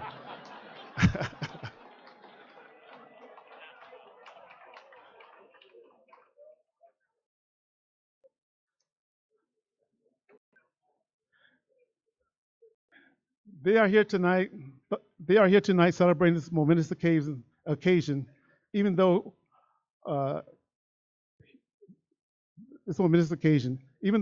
he's no longer with us. I must pay tribute to the star and the leader of our team, James Bradley. In my opinion, the most complete player in high school basketball history. We are only the 4th team in the history of the state to go undefeated, and we played only one of our 28-game season in our home game, in our home gym. If you can imagine that. I captured this amazing story in my book, Hoosiers 2, TOO, The Road Warriors. I can't begin to thank the coaches and teammates, plus the thousands of people who are responsible for me being honored here today. But I need to give special recognition to 4 people. First, I want to thank my Aunt Mildred Harris, the grandmother of Gary Harris Jr., who will be standing at this podium one day, who tutored me in algebra to keep me eligible to play. Second, I want to thank my cousin Houston Thomas, who taught me how to play basketball. Next, I'm eternally grateful to Coach Jack Spencer, who's no longer with us, who recruited me to the University of Nevada, Reno. Last but not least, I want to thank Dr. Alex Boyd, who was my mentor at Nevada, who let me raid his refrigerator when I was hungry. But more importantly, he instilled in me the value of a college degree. Dr. Boyd went on to become the superintendent for the West Harvey Dixmoor School District and one of my favorite clients. It's a real privilege to be inducted at the same time as my high school counselor, Mr. Clarence Walker.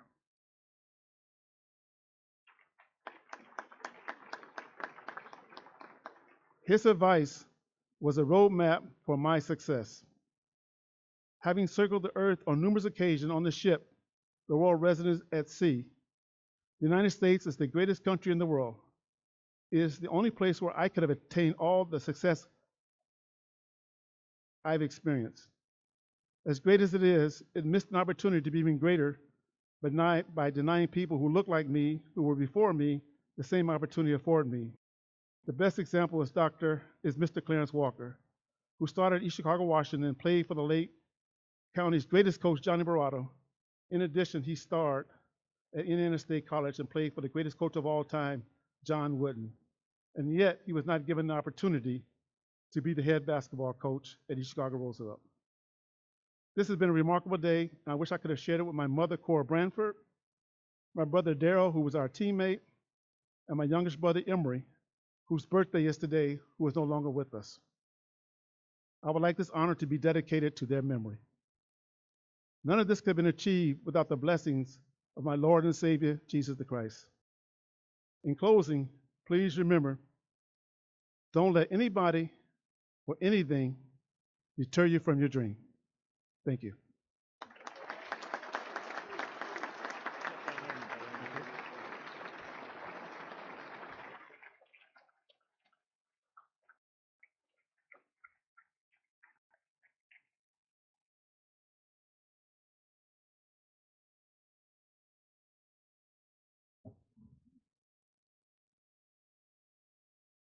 It is wonderful to have Napoleon here for many reasons, but especially representing what clearly was a golden era of East Chicago basketball and region basketball as well. I think Johnny Cash was singing about our next guest when he said, "I've been everywhere, man." That would be Al Brown, 1959 graduate of Connersville, 3-year letter winner at Purdue, was part of Purdue's staff in 1969 when they reached the national championship game. The highlight of his high school coaching career was at Centerville, Lafayette Central Catholic, and DeKalb, would have been leading Central Catholic, right, Dave Worland, who's recording this on his phone as we speak, to the 1973 sectional championship, which ended Lafayette Jeff's state record of 29 consecutive sectional championships.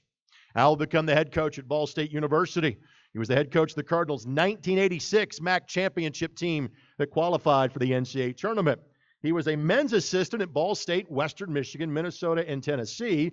And in 1995, he was hired as an assistant by Pat Summitt for the famous Lady Vols, and he was on the bench for 3 women's NCAA championship teams, which makes Al very unique.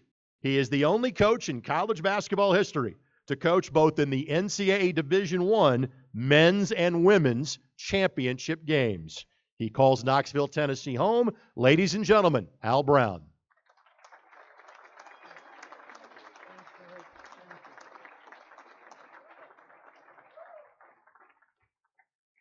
Thank you, guys. I'll pay you later. I would like to thank the Basketball Hall of Fame selection committee for this honor. And I want to congratulate all the members of all the inductees who are being honored here tonight for all their achievements. It's a special honor for me to be on the same stage with all this greatness, and I'm very much humbled by that. I've often said that Naismith may have invented the game of basketball, but it was perfected here in Indiana. Indiana has made basketball special. Basketball's been my life ever since I was in the, 4th grade. I haven't been able to get away from it since then. And it is a special pleasure and privilege for me to be honored in the Basketball Hall of Fame. This honor, though, is not about me. It's about all those who were a part of my life, beginning with my parents, who sacrificed so much to make my journey and a trip through basketball history a reality. I wish they were here to celebrate this evening with me. I'm sorry they aren't.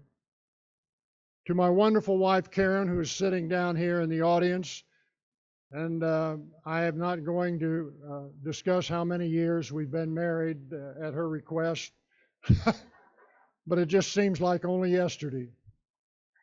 My wonderful son, Edwin, who has been so supportive, and his family, I appreciate them so much. They weren't able to be here with us tonight, but they are here in spirit. I want to thank the following. I want to thank Bob Bird, who played for me at Centerville High School, for starting my journey to the Hall of Fame. Bob worked tirelessly to make this happen. I want to thank Dave Warland, who played for me at Central Catholic, who also worked very hard. And to all of those who were a part of making my nomination finalized and making me a member of the Basketball Hall of Fame. I want to thank my high school and college coaches who helped me become, or develop, I should say, as a player, and helped my game and helped me develop my love for the game of basketball.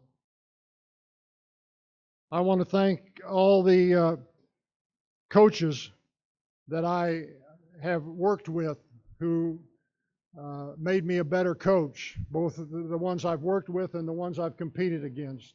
If you learn about Indiana basketball, you learn that the best coaches in the world are right here in Indiana, and they always have been. And I've been blessed to be tutored by them one way or another. And to all my college and high school teammates who helped me become a good player and certainly a better person. A special thank you to all the players that have played for me at Greenfield, Centerville, Lafayette Central Catholic, DeKalb, Purdue, and Ball State. And I really appreciate the members of the 1972-73 Central Catholic team for being here tonight, and I'd like for those guys to stand because that's a record-setting group. Stand up, guys. If you can stand up.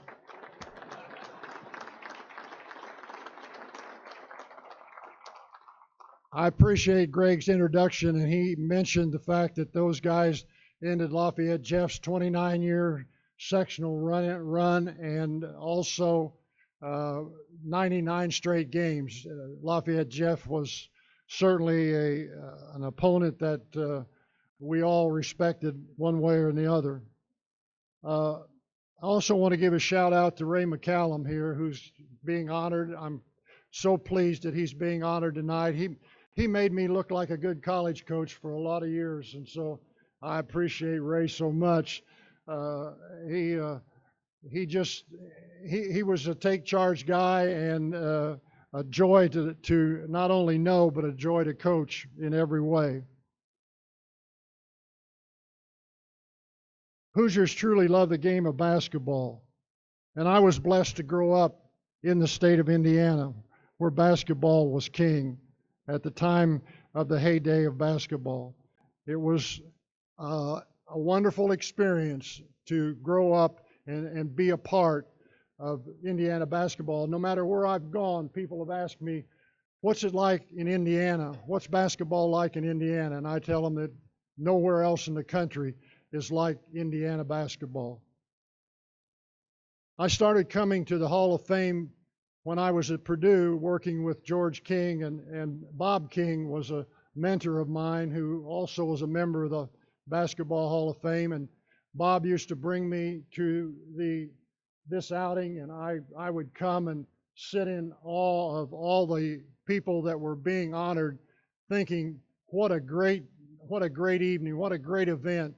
It would be so nice to be honored in that way, but never thinking that I would ever have an opportunity to be a part of the hall. And to have that happen, I wish Bob was here tonight to see that take place. I just hope someone sitting in the audience tonight, someone who loves Indiana basketball as much as I do, is able to be honored as I'm being honored here tonight. Don't give up your dream. It was mentioned before. Don't give up your hope if you are on that road and on that pathway, because it can happen. If it happened for me, it can happen for you.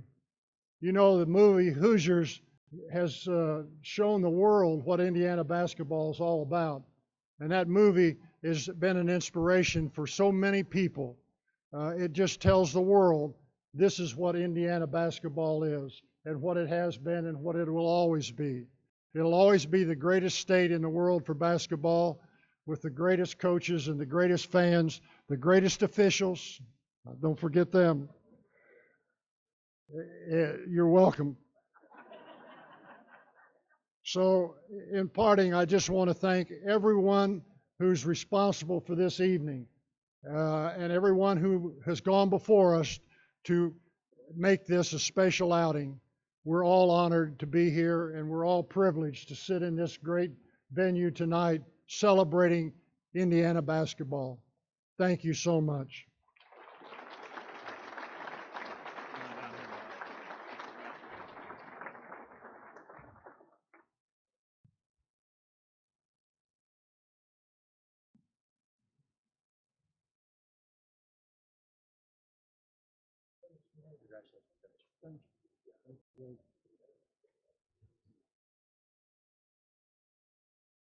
See, even I have a reason to be appreciative of Coach Brown's 1973 sectional championship, and I think Dave Worland kind of knows about this story. I worked for one of the starters on that 73 Jeff team. He actually got to play, and Dave is nodding his head accordingly as we speak, he got to play in the 74 Final Four for Lafayette Jeff. Anytime he got to talk a little bit too much, got a little bit too much to deal with, all I had to do to bring him down was ask him about the 1973 sectional. So, Coach, thank you very much for that. Our next honoree is Gary Duncan.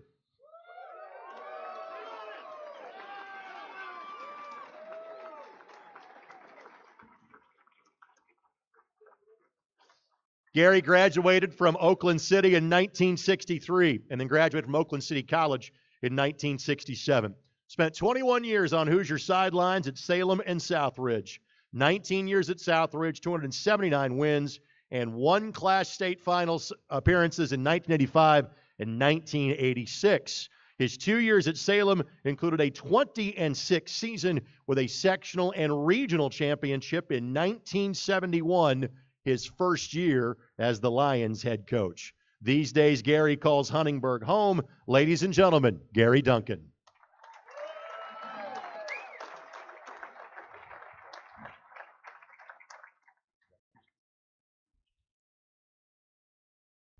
Well, I also want to thank the selection committee, as well as congratulate these inductees. Being nominated into the Indiana Basketball Hall of Fame is an ultimate honor for me and for any Hoosier basketball coach. This is where you would like to be eventually. I'm thankful not to only be a part of this history, but to also receive the support and kind words of so many people. So the rest of this short speech should be about those coaches, players, and family members that put me where I'm at today. So I started my high school basketball coach with Bob Reinhardt, Oakland City Hall of Famer. My college coaches, Delbert Disler, Willis Simpson. These coaches were a great influence in my career. They also afforded me the process of the opportunity to succeed. One of my favorite quotes is, "You're only good as the people around you." I was very fortunate to have loyal and very knowledgeable assistant coaches. Athletic directors were also included in that. Ray Opal was my assistant at Salem. Wayne Ransom, Jack Maxey, Jeff Williams, Hall of Famer Don Boozy assisted me at Southridge. Athletic directors at Southridge, Jim Bardwell and Brett Bardwell, were always supportive in my coaching career. Sometimes it's not what you know, but who you know. I moved from West Washington to Salem with the principal at West Washington, and this move led to my first varsity coaching position, and I inherited a bunch of fine ball players, an outstanding group that led me to our first regional. From Salem, I moved to Southridge and was hired by Hall of Famers Ray Rachner and Joe Toadrank. I knew both of these gentlemen very well and learned a great deal from them both. This leads me now to my players. At our 50-year reunion at Salem, I told this group they were the foundation of my coaching career. At Southridge, the 8 sectional championship from 1979 to 83 led the foundation to our 2 Final Four appearances in the single class system in 1985 and 1986. I also want to acknowledge the 1987 team and the 2007 team for their accomplishments, which helped me put me where I'm at today. I'd like to do a cartwheel for you tonight, but I'd probably break my arms. I want to thank my wife, Donna, my daughters, Angie and Lisa, son, Scott, for their support through my journey. To my family, friends, players, coaches that have honored me with their presence tonight, I thank you for sharing this evening with me, and I would like you all to stand one more time. Come on, get up. Thank you.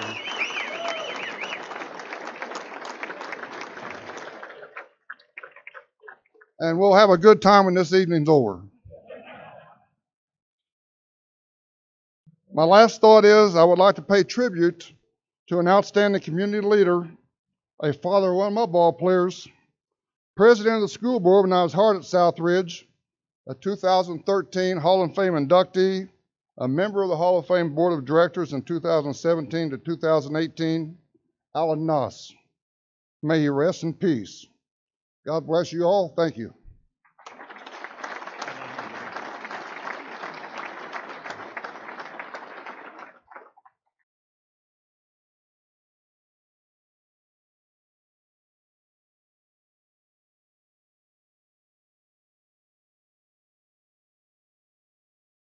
Gary, congratulations. I think back to 1985. That was the year that Hosier Hysteria got a national audience being featured in Sports Illustrated. And one of the teams that was chronicled in that great article was the story of Lions and Marco was L&M. And was that going to be the small town team that made it to then Market Square Arena? The answer was no. It was the Southridge Raiders. Coach, congratulations on that. With that, our next honoree is Jerry Flake.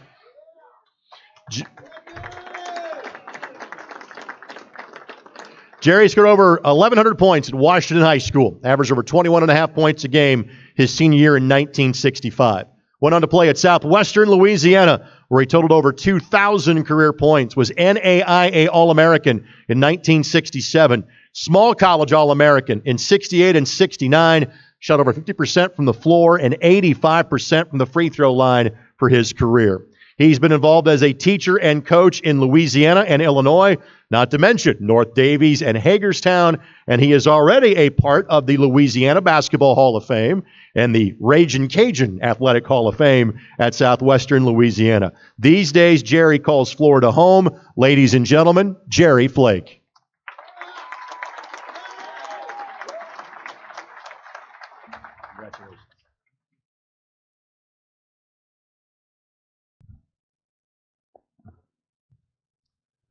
Congratulations to my fellow inductees and my sincere thanks to the Hall of Fame committee. To be a member of the Indiana Basketball Hall of Fame, the same Hall of Fame that so many legendary basketball figures are members, is truly the most humbling honor of my lifetime. From the first time I picked up a basketball and awkwardly threw it towards my neighbor's goal until this moment, I have loved the game, and I am so deeply humbled to accept this honor. That neighbor I talked about is here tonight. The first goal I ever shot was at his goal. And Denny Donnersberger from Wheatland, Indiana is here tonight, and I thank him. There are many more people that I would like to thank than I have time for tonight, of course. First, I would like to thank my family members. Got a whole table of them over there, right there. Right there. All right. I'd also like to thank those that, of course, that could not be here tonight. My mother, Bonnie, a single mom after my dad died when I was in the 3rd grade, is a true saint in heaven. My brother Charles, now deceased, was instrumental in guiding me in my younger years. My sister Linda, who is here tonight, has always been very supportive and there when I needed her. My younger brother Bob, who shared many great moments with me over these many years, could not be here tonight. 2 nieces, Faith and Leslie, are here to support me. My wife and I were blessed to have 3 children, Angela, Michael, and Christina, and 9 grandchildren, Lucas, Ella, Bryce, Madison, Chase, Andrew, Ryder, Riley, and Brooke, all 9 of them. Sandra, my wife of over 51 years, whom I met in college in Louisiana, passed away almost 2 years ago. My greatest regret is that she could not be here tonight to share this honor with me. But I know, however, that she is smiling down on me as she is here with me in spirit. The 3 coaches who influenced my life in such a positive way were Robert Small at Wheatland High School, Glenn Craney at Washington High School, and Burl Shipley at the University of Southwestern Louisiana in Lafayette, Louisiana. Without them, and without the support of my family, my teammates, fans, and friends, none of this would have been possible. I am a prime example of the impossible dream. A skinny kid from small southern Indiana town of Wheatland, population around 600, winds up here tonight. I was once asked, what was the secret to my success in basketball? I replied that besides a lot of hard work, I just turned sideways and my opponents lost sight of me. It is interesting to note that I was an English teacher in Hagerstown, Indiana, for 27 years, all in the same classroom. I told them when I was hired I didn't like change. It has been a great day and evening. I would like to dedicate this honor to my family, especially to my precious wife, Sandra, whom I miss very much. And I want to thank you all from the depth of my soul. Thank you.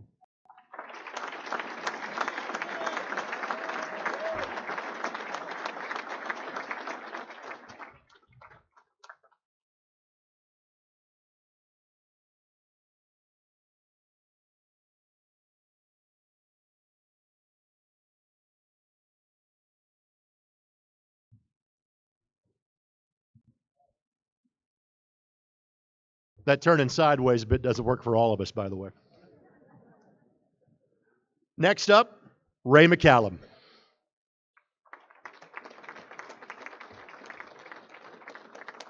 To say Ray has earned this achievement as both a player and a coach would be an understatement. A member of Muncie Central's 1978 state championship squad and starter for their 1979 state title squad, he hit 17 of 20 field goals in the 1979 state finals to earn MVP honors for the tournament.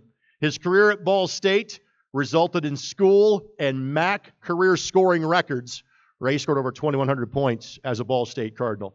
He was the 1983 MAC Player of the Year. He won the Francis Pomeroy Naismith Award, recognizing the best college player in the nation at under 6 feet tall, and his number 10 jersey has been hanging in the rafters of Worthen Arena for quite some time. He was the head coach of the Cardinals from 1993 to 2000, led the Cardinals to 126 wins during that time, a MAC regular season title, 2 MAC tournament championships, which of course translates into 2 NCAA tournament appearances. Ray was also the head coach at University of Houston, University of Detroit Mercy, has won over 300 career games, the Division I head coach. He also made the NIT 3 times in those 19 seasons. These days, he helps a great friend of mine. He's an assistant coach at Tulane University, where he serves on the staff of Ron Hunter. Ladies and gentlemen, Ray Mccallum.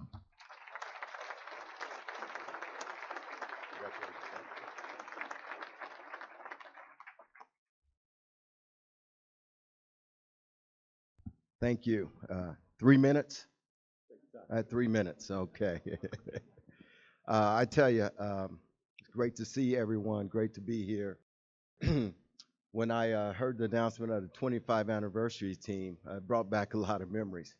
I think I've called about every one of these guys up here trying to give them a scholarship. I was able to get one, Cedric Moody, who was an outstanding player for me. But what I'm thinking now, I'm in the recruiting mode, so we may have some sons that might be ready to play for me pretty soon. Always recruiting. First of all, I want to thank the Hall of Fame committee for this special honor.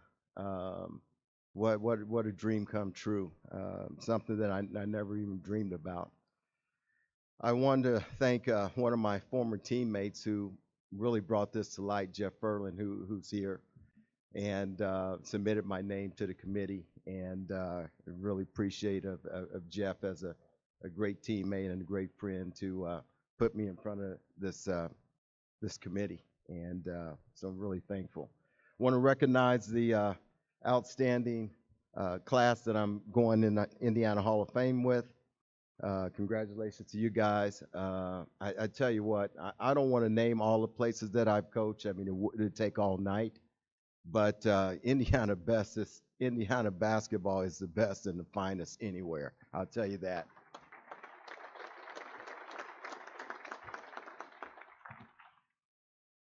Growing up in Indiana, I had a great love for basketball and believed that the Indiana players and coaches were the best in the country. And I can back that up in 38 years in coaching, what I've experienced. I can remember as a young kid in Muncie going up to the historic Walnut Street Fieldhouse. And my note said, try to find an open door. I think I was sneaking in, if you know what I mean, to watch the Bearcats play, to watch some great players. I can remember watching Hosier Hysteria on Channel 4. How many remember when the high school tournament was on Channel 4? Huh? Tom Carnegie and the crew. That's what I grew up with, watching, wanting to be one of those players, wanting to have an opportunity to go to the state. And you're looking at a guy that got to experience it. The one-class system. No knock to one of my former players out here, Mickey Hosier, who won the first class with Coach Cohn. We won it back-to-back in 78 and 79. Everybody in one pot. That's so special. We stick our chest out about that. And then having the opportunity to go to my hometown university and be a part of the first NCAA team was so special. And then to have the opportunity to come back home and lead my alma mater to 2 NCAA tournament appearance. That's Indiana basketball right there. Doesn't get any better than that. There are so many people that I want to thank because without them, I would not be receiving this recognition. I first want to thank my Lord and Savior, Jesus Christ. Man, this is a blessing. It really is a blessing to be here. And I'm back in Indiana, and you know where our roots are. So that gives me a lot of pride.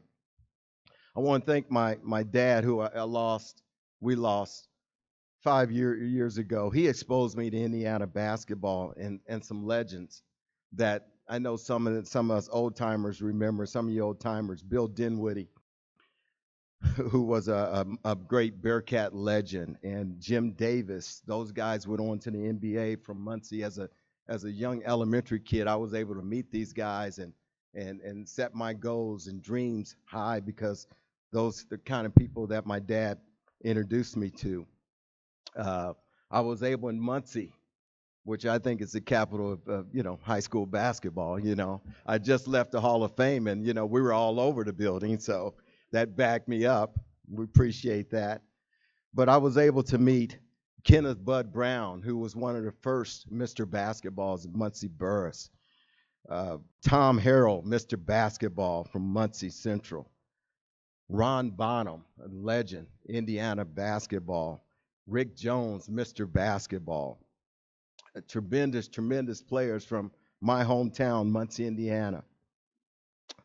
the pride of Delaware County. He's produced some outstanding players, and I know Matt Painter is going in tonight as well, and he's got some work to take care of, so we excuse him. But Alan Level was a tremendous player that I was able to grow up and play with, played 10 years in the NBA. Sam Drummer, who was Indiana All-Star and one of the best. Coach Dickerson coached the great Sam Drummer. One of my teammates was one of the best small guards and the Naismith Award winner, Jackie Moore, a tremendous, tremendous player that was a teammate of mine. Chandler Thompson, who's Muncie Central's coach, was a tremendous, tremendous high school player and a state champion and a great player at Ball State. And maybe the best to come out of Muncie and Delaware County was Bonzi Wells that I was able to coach, and Indiana All-Star and a 10-year NBA player. A lot of greats in Muncie. I want to thank my elementary coaches, Larry Lewis and Mike Havlin, who taught me the fundamentals of the game. A junior high coach, Coach John Ray, a guidance counselor, Coach Tony Catanzarite, who brought me in and said, hey, this is what you need to do to go to college. This is the areas you need to focus on. Was there with me all through the way. These people started my foundation. And these players in front of me and on the side, we always can remember the playground. I played in McCullough Park and the boys club and Heacon Park and all the players, the competition, Muncie YMCA, Carver Drive Park, Bewley Center. I mean, all those, along with the coaches, helped me develop my game. Going on to high school, man, again, I got to mention, it was a one-class system. I remember when I went away and they were saying they were going to the class system. I said, what's the deal? What's going on? That's not Indiana basketball. But really have a lot of pride about being a part of 2 back-to-back state championships in 78 and 79. Had outstanding teammates and who were very successful in life. Had outstanding coaches, Coach Tim Thompson, Coach Rick Peckinpah, Brian Smith, Coach Jerry Edwards, and of course, a Hall of Famer, Coach Bill Herald. Taught us the skills and fundamentals, toughness and IQ, and how to think the game, how to win championships. I want to make sure I mention those guys. My time at Ball State was a special time. Who gets to stay at home and play in their hometown university and be a part of the state, the first NCAA tournament team? It doesn't get any better than that. I want to thank the coaches that took a chance on me at Ball State, because a lot of people said that, and I know we got some young kids out here that's going to be up here one day. They said that I wasn't big enough, I wasn't quick enough, I wasn't this, I wasn't that. And they took a chance on me, the Ball State coaching staff, Brad McNulty, Coach Rick Bowen, Coach Bill Hahn, our head coach Steve Yoder, who was an inductee last year from Plymouth as a Indiana Hall of Famer, and my head coach my senior year, Coach Al Brown. I want to thank those guys. I also want to thank the coaches. This is my 38th year in college coaching. I want to thank my support staff that work with me. I want to thank my assistant coaches. I want to give a special shout out to my players that allow me to coach them and be a part of their life as a mentor. And as I said, I've got a couple players here. Lonnie Jones was here earlier that played for me at Ball State. Cedric Moody here in the first seat, and Mickey Hosier, who played for me at Ball State. I want to thank those guys personally and all the players that I've worked with. Tonight has been a very special night for me, something I could not have dreamed of and will not forget. Finally, want to thank my family. I want to thank my mom. When you're 5'9" and 135 pounds dripping wet, I mean, you know, maybe I was small, but she said, don't pay any attention, you're going to just be fine. My mom, Yvonne, will you please stand up? Okay. I have my sister Lisa and her husband Ernest here at table 8, and my niece Yvette, And two other Bearcats, they were behind me, my brother Robert and brother Darwin here with me.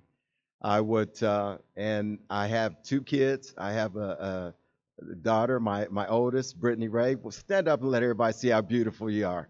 Come on, Brittany. My daughter, Brittany Ray, and I have a son, Ray Michael. Her name is Brittany Ray, and my son's name is Ray Michael. So, I mean, I don't know. That got to happen because my wife of 37 years, college sweetheart, Wendy Moore, is in the audience here tonight, and she's filming, and they're going to critique this tonight. I know that. I would like to mention my mother and father-in-law, Woody and Trula Moore, that's out in Seattle. But thank you for a great evening tonight, and it's a night I'll never forget.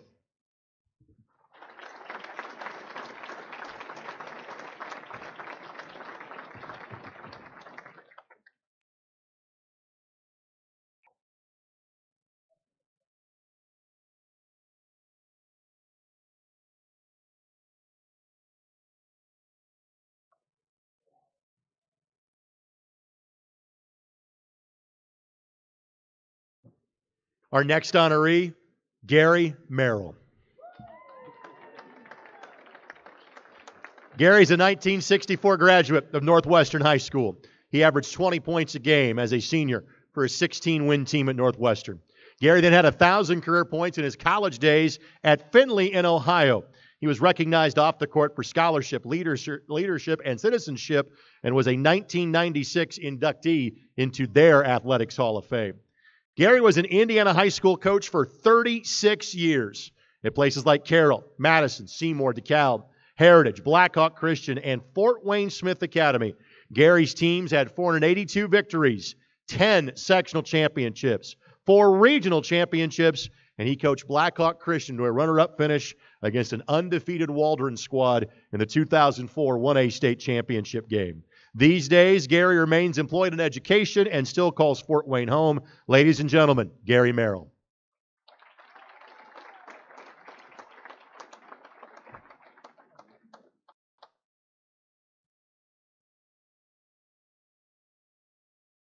The first state finals I ever saw was on television in 1954. As a 7-year-old, I witnessed the miracle of Milan. But the next year, I saw an even greater event in person, the Kokomo Crash at the hands of my brother Dayton's team, the Northwestern Tigers. In the sectional final, in overtime, Leo Helmuth, just like Bobby Plump, sank a J at the buzzer to topple the third-ranked Cats. I saw my stoic, frugal father, who never wasted words or emotions or anything else of value, take his prized hat and throw it away. Somehow, deep in my 8-year-old subconscious, I knew this was the greatest game on earth. Every time we drive through a small Indiana town, my mind immediately goes back to the days of the 50s, when every community lived and died with the fortunes of the local high school team. Galveston, Young America, Walton, Burlington, Flora. I think about what basketball meant to all those places, and I still get chills. Playing and coaching basketball has been a wonderful life, and all the good things that happen I owe to my former players, the men I coached with, my wonderful family, and especially my wife. She was tricked into this whole basketball thing. She thought she was marrying a college professor or maybe a wealthy shrink, but God had a different plan. This winter, Smith Academy was playing at Union City, which is a small school that sits right on the Indiana-Ohio border. A young ref came up to me during the game and said, "I hear there's an Indiana Hall of Famer on this bench. Is it you?" And I gave it my best, oh, shucks attitude and said, well, yes, they tell me I'm going to be inducted this spring. He shook my hand and congratulated me. Then he paused and stepped back, looked me up and down, and he said, why? And he had me there. I really don't know if I belong in the Hall of Fame. I have my doubts.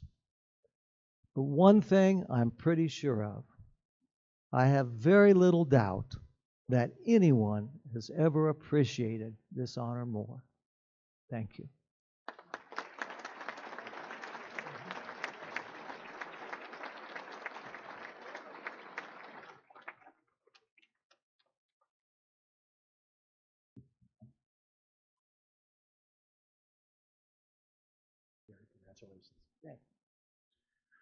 Gary, I would say you have 482 reasons to be in the Hall of Fame, given the resume that we rattled off there. And for those that don't know, Fort Wayne Smith Academy is the smallest single public high school that competes in the IHSAA. Approximately 30-something students is what Gary has to choose from, all boys at Smith Academy.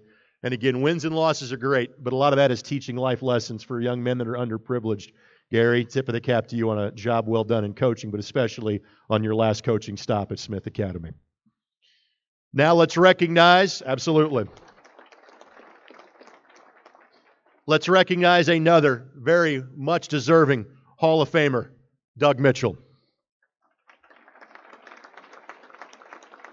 Doug turned North Central into an Indiana high school power. Doug coached the Panthers for 25 years. His teams won 428 games. 71% was his winning percentage. Took home a pair of IHSAA state championships. Coached 9 Indiana All-Stars, 4 All-Americans. Mitchell's teams won 4 MIC championships, 4 Marion County championships. One of his former players just led North Central to their first Marion County title in 10 years, who is here tonight in Kevin Gant. Coach Mitchell won 11 sectionals, 4 regionals, 3 semi-states. Was the state runner-up in 2007. Those state titles came in 1999 and 2010.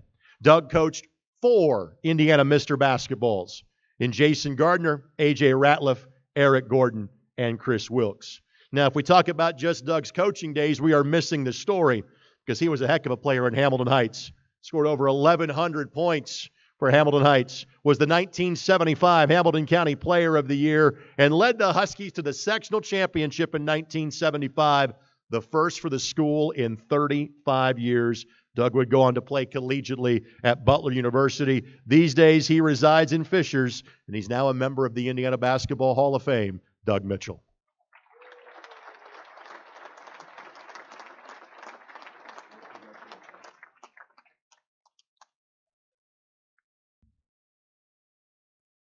No, I was looking for the referee stuff. Were you going to give me something to sign up? I thought I might become a referee. I didn't know if that was okay or not.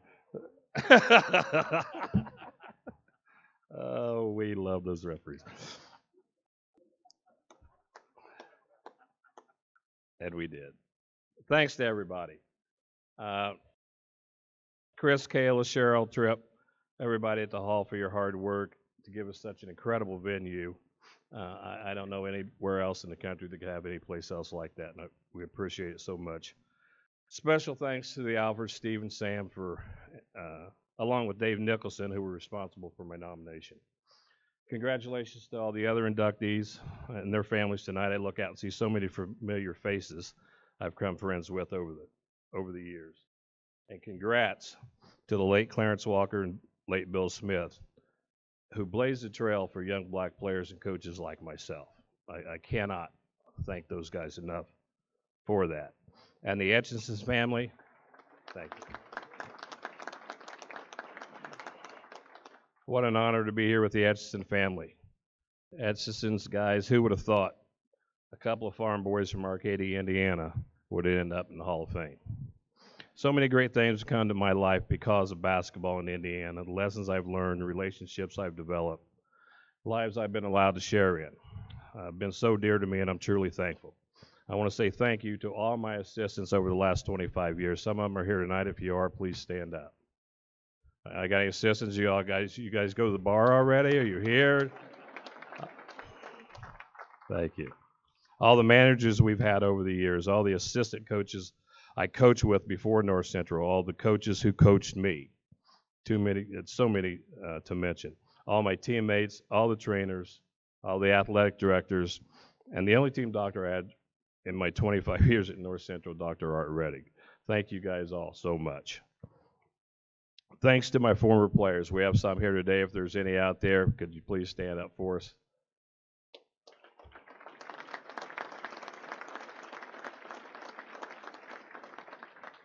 Obviously, without you guys, I wouldn't be here today, and I wouldn't be the man I am today without you guys.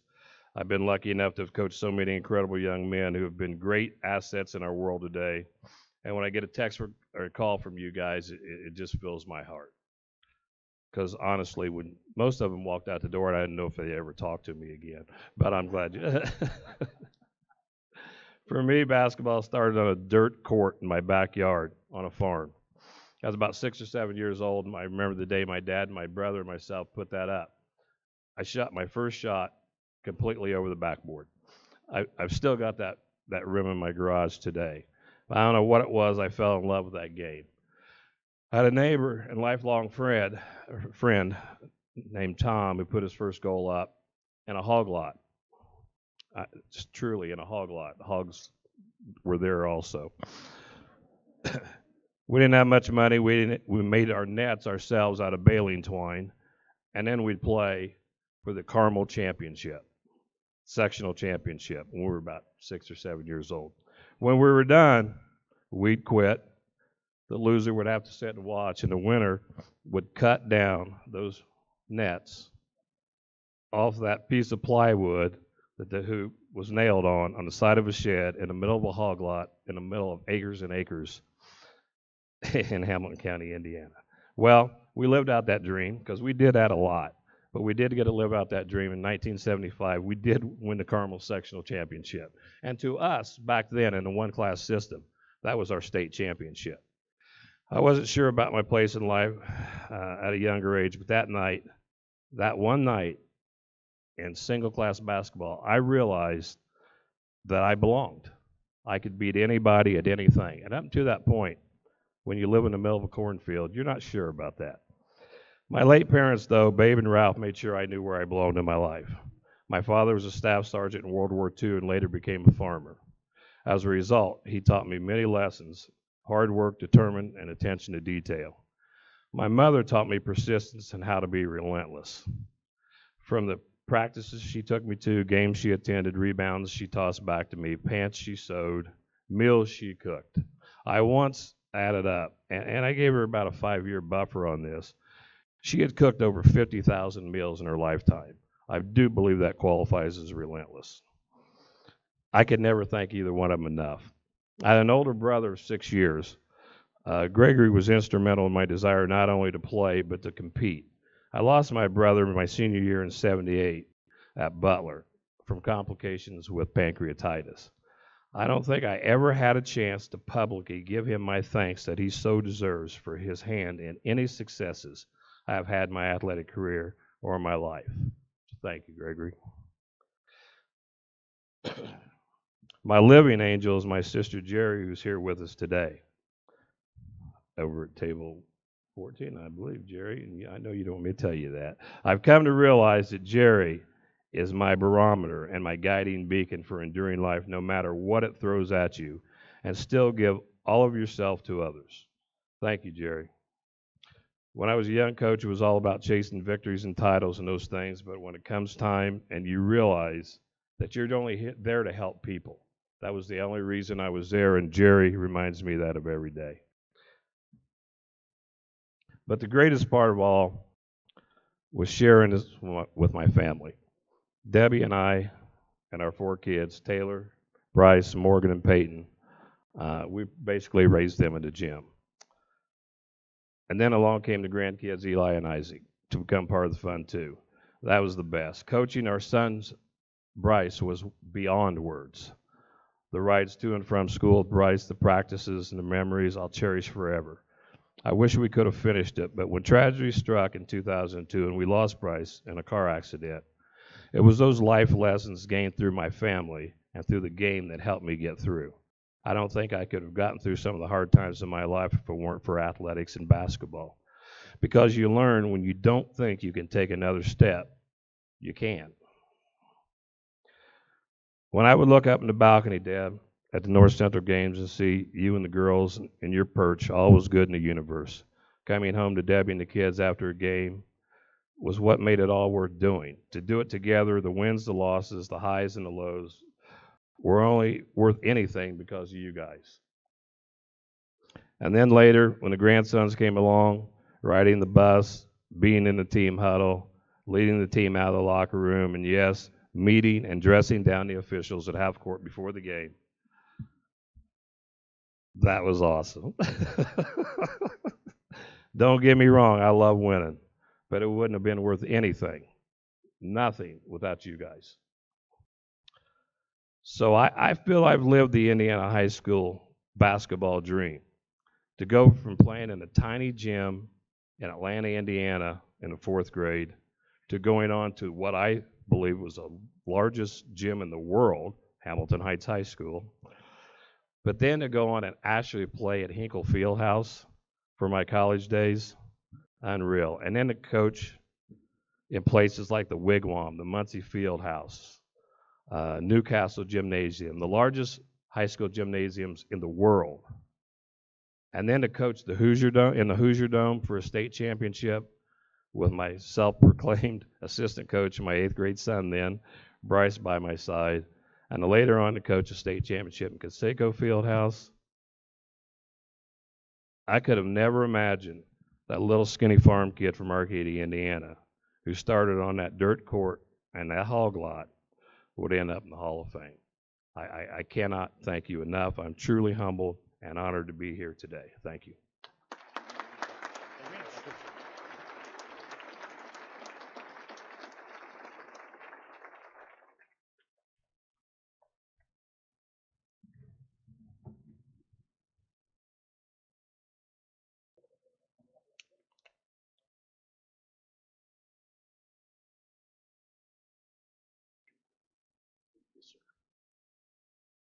By the way, that may have been the most civil conversation I've ever seen Doug have with an official, was right there with Mark Bolts. If you ever watch a North Central game, you'd always see the towels waved from the sideline. There was the white, the red, the black, depending on what defense they were switching to. Now you got to think about what towel it's going to be to wave to indicate Hall of Famer. I'll let Doug think about that. And a couple of folks that I know that aren't with us, at least in person, but are here in spirit, that are all smiles tonight. A couple of mutual friends of both of ours, Chuck Richmond and Paul Logan. I know they are both awfully happy with the events this evening. Doug, congratulations. Next up, Craig Neal. Craig was a star at Washington High School, 1983 Indiana All-Star. Averaged nearly 28 points per game. The Hatchets were 25-2 and reached the semi-state finals. Craig scored over 1,400 points in his days at Washington. Went on to play collegiately at Georgia Tech. Played in nearly 130 games, had over 570 career assists, and played in the NCAA tournament 3 times. He had over 300 assists his senior year. As Craig would tell you, he had pretty good teammates to cash in those assists. Craig was drafted in the 3rd round of the NBA draft in 1988 and spent time with Portland, Miami, and Denver.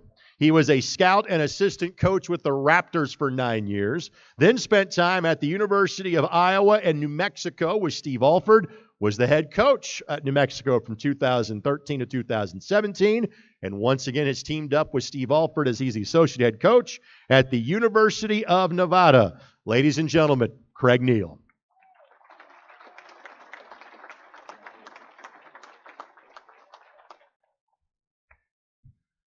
Well, I don't think Ray knows this, but my basketball journey started in Muncie, Indiana when my dad was a player and I was born. So I spent a lot of time in Muncie, and my dad was also the head coach of Muncie Burris, so it goes way back to there. So unique situation in that point. But I want to thank all you guys, all the inductees. It's been an outstanding day, outstanding night. I want to thank Sam and Steve for putting me up for a nomination, and I want to thank the committee. I wouldn't have thought in a million years that I'd even be put in front of the committee, let alone be selected. So I do want to thank them for their great work and just an amazing job they do at the Hall of Fame, which is awesome. I'm extremely and humbled by this. Like I said, I grew up and was born in Muncie, Indiana, and then my dad was the head coach at Muncie Burris, and then we moved to Washington. And all he told me was, small city, big gym. And he was right. Small city, big gym. But Washington was an unbelievable place. I want to thank all the people from Washington, my ex-teachers, my ex-coaches, and I played 4 sports in high school, so there was a lot of coaches that were a part of my life, and my dad was also my coach. So it's the old saying, it takes a village to raise a child, and that village was Washington, and it definitely helped me do that. I mean, they shaped me in the man I am today, and I appreciate that so much. And I grew up in a great place. I played for my dad there. Everybody knows my dad was a great player at Ball State, and he was a really good high school coach, and I don't know why he's not up here and I'm up here, but that's something I have to work on. But there was 2 things back then, and everybody knows this. Gary knows it. Some of you old-time coaches know. I had 2 fears when I grew up. One was the fear of God, and the other one was losing on Friday or losing on Saturday. So that was always what I was thinking about. I'd like to thank my college coach. I was very fortunate to play at Georgia Tech for Bobby Crimmins. I had a great roommate that pushed me to be the best player I could be in Mark Price, who was an NBA All-Star. We had great teams there, so I want to thank those teammates. I had a great time in Atlanta, but I still missed Indiana very much. It was very difficult at the time. I've been counting all the times, I listened to these guys and where they played in the 25th year anniversary team or the silver anniversary team. Thank goodness he didn't name all the places I played, because I went and played for popcorn sometimes in all kinds of places. So I was calculating. I played in 28 different teams when I grew up. In the pros, I played all over the country. But the thing that brings me back the most of all those 28 teams, and one of my teammates is here, was my 1983 Washington Hatchet team that was really, really good, and we got upset in the semi-state, and then my 1983 Indiana All-Star team. And I think Scotty Hicks is still here, but those are the things that I remember the most. And then I've been very fortunate. I got done playing when I was 30, and I've spent the last 28 years coaching and scouting. I got to thank Isaiah Thomas and Glenn Grunwald, former Indiana players that hired me at Toronto. They gave me an opportunity. And then all of us guys know that happy wife, happy life.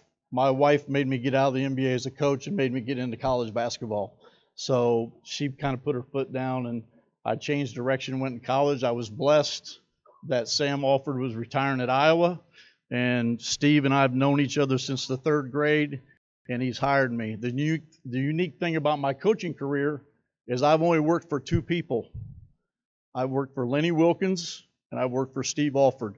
Lenny was a Hall of Fame player and a Hall of Fame coach, and then I've worked for Steve now going on 14 plus years. We took a break from each other when he went to be the coach at UCLA, and I was the head coach at New Mexico. So I've been very blessed. He's taken care of me over all the years, and he's made me a better person, a better coach, a better husband, and a better man. So I want to thank him very much. Lastly, I got my table over there, table 15. Of course, I said my dad coached me, and all you guys know that playing for your dad's not always great, but he made me who I am as a player. He made me who I am as a coach. Probably the greatest coach I've ever had. So, I appreciate him for that. My mom was my biggest fan. She was the shoulder to cry on. She always took care of me. She was my protector, my confidant, and always there for me, so that was unique. Then I have my brothers here. I think one of my best memories in basketball was climbing up the ladder, my first sectional win, and cutting down the net with him when he was a 6th grader. Then my sister, she's not able to be here. I'm sorry she couldn't make it, but she's not able to be here, but she's a big part of my support group. And then I have really proud of my two kids. Cullen's here with his wife. He finally he married, and we have our first grandchild. He finally married a really good player in college that scored over 1,000 points, and she's the best shooter in the family right now. So she's the one with the last championship. She won a championship in pros in Europe. So she's the last one, but thankful for them. And I was very blessed that Steve helped me get the New Mexico job, and I was able to coach my son in college, which is an unbelievable experience, and I'll never forget it. Probably one of the greatest experiences of my life, being able to coach him. Then my youngest son, Dalton, he was supposed to be here, but I told him he probably needed to stay put. He's a first lieutenant in the 82nd Airborne, and we got a lot of things going on, so I thought it was important for him to stay back. And he has a really tough job because he's in charge of 4,000 soldiers that he has to take care of, and so it was important for him to stay there. So then lastly, my wife. I met her in Fort Wayne when I was playing for the Fury, and I got to thank Jay Fry, because Jay Fry convinced me to go into coaching. I was a player coach for the Fury, but I met my wife of 29 years now, and I have to thank her for everything. She's my rock.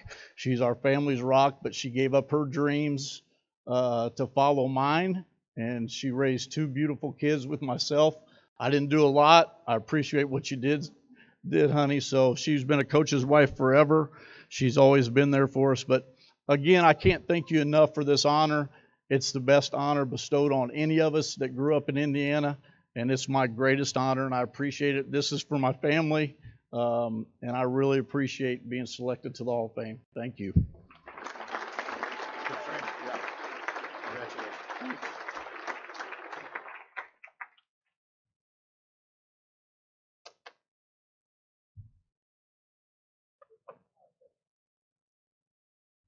You can probably tell that Craig has spent 30 years in scouting or being an assistant coach, because immediately when it comes to who his son married, he goes to recruiting.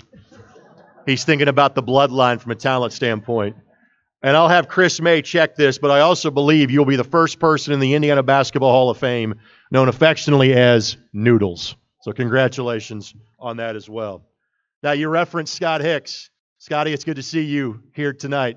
I've been calling Scotty's name a lot the last couple of weeks as I have followed the Cathedral Fighting Irish throughout the course of the postseason. I'll have his Irish coming up again on Saturday night. And since Ray was kind enough to hearken back to the days of Channel 4, nothing against the good folks at CBS 4. If you go to Channel 4 on Saturday night, you'll be disappointed. The state finals aren't on there. Go to Bally Sports Indiana Extra because of the Pacers game. I'll give you my cell phone. Just text me. I'll let you know what system you got and where you can find the game. But Scott's going to get a shout out on the broadcast as well because he held the scoring record at Cathedral High School for 39 years. It was passed 2 weeks ago by Tayshawn Comer, who's the starting guard at Cathedral as they play in the upcoming championship game. I want to thank our crew from the ISC Sports Network. I know their names, so I'll reference them. Robin and Dennis on camera, Alan and Jordan behind the scenes. For those that could not make it tonight, they have been watching via the same feed that you are watching right now. If y'all want to turn and wave at the camera, feel free. Anybody who might be watching at home this evening. But I also kind of give the video guys a heads up because we have one person that could not be here tonight. He has a very good doctor's note as to why he can't be. He's trying to coach his team to the Final Four for the first time in 42 years. That would be Matt Painter. This is amazing to think that it's been 17 years since Coach Katie retired at Purdue, but that's how long Matt's been coaching in West Lafayette now, is 17 years. The Boilermakers will make their 6th Sweet 16 appearance under the leadership of Coach Painter. They've made the NCAA tournament 13 times in those 17 years. They've won the Big Ten regular season 3 times. They've also won the Big Ten tournament once during his days at Purdue. Matt is now the 2nd winningest coach in Purdue history. He was the 2019 NABC National Coach of the Year, and he has been named the Big Ten Coach of the Year on 4 previous occasions. Of course, Matt played at Purdue, senior captain of a team that made the Elite 8, and remains amongst the program leader in career assists. At Delta High School, he was just shy of 1,500 career points. As a senior, he averaged just under 28 points a game, almost had a triple-double. 27-7, 9.6 rebounds, 7.4 assists a game. He led the Eagles to a 21-4 record his senior year, a sectional championship, and was a 1989 Indiana All-Star. Again, we should be happy Matt's not here. He's busy coaching. He did have time to record a video message, so please put your attention to the video board, and we will hear a message from Coach Painter. First off, I'd like to congratulate my fellow inductees and thank the Hall of Fame Selection Committee for this honor. It is an honor to be included in this class and to be placed along these outstanding individuals, coaches, players, and administrators.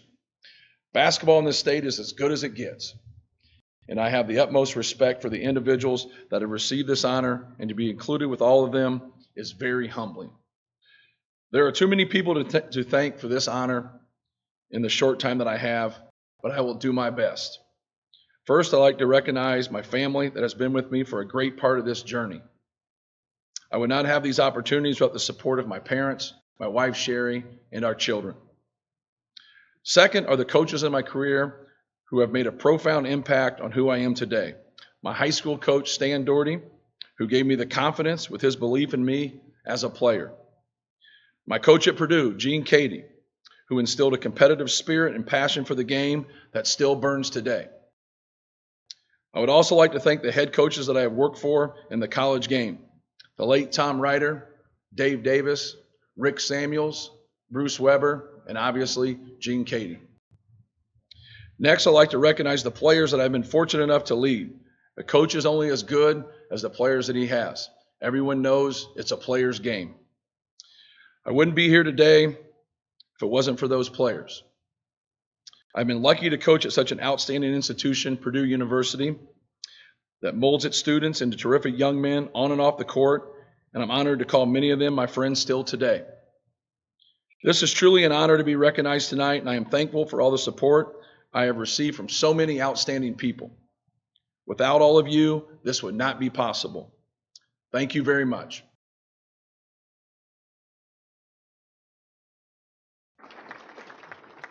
And here's to hoping that Matt has 4 more wins left to pick up this season. Somebody from an alphabetical standpoint always has to be last. Mr. Williams, I am sorry, but I hope this is worth the wait. Ladies and gentlemen, our final honoree of the evening is John Sherman Williams. John was a Washington Continental, and he turned that into an All-American career as an Indiana State Sycamore. John averaged over 21 points and 9 rebounds per game as a high school sophomore. That number bumped up to 27 and 11 by his senior year. He was a 1982 Indiana All-Star. The Continentals won a sectional title in 1980 before being knocked out in the regional round by the Broad Ripple Rockets. In 82, the Continentals also made the regional finals. Again, there's a Scott Hicks reference for you, before they lost to Cathedral in the regional. His senior year, John was the leading scorer in the city of Indianapolis. That would continue over to Indiana State University, where he finished with over 2,300 career points. He was a leading scorer at Indiana State in all 4 of his years. He earned all Missouri Valley Conference 4 times and was a 3-time All-American. His senior year, he was 5th in the nation, 25 points per game. He completed his college career 3rd in the history of Missouri Valley Conference in scoring. The 2 players in front of him you probably have heard of. They're both from this state too. Oscar Robertson and Larry Bird. In 2007, he was named as one of the 50 greatest players in Missouri Valley Conference history. These days, he's employed at Heritage Christian School, and he resides in Fishers. Ladies and gentlemen, John Sherman Williams.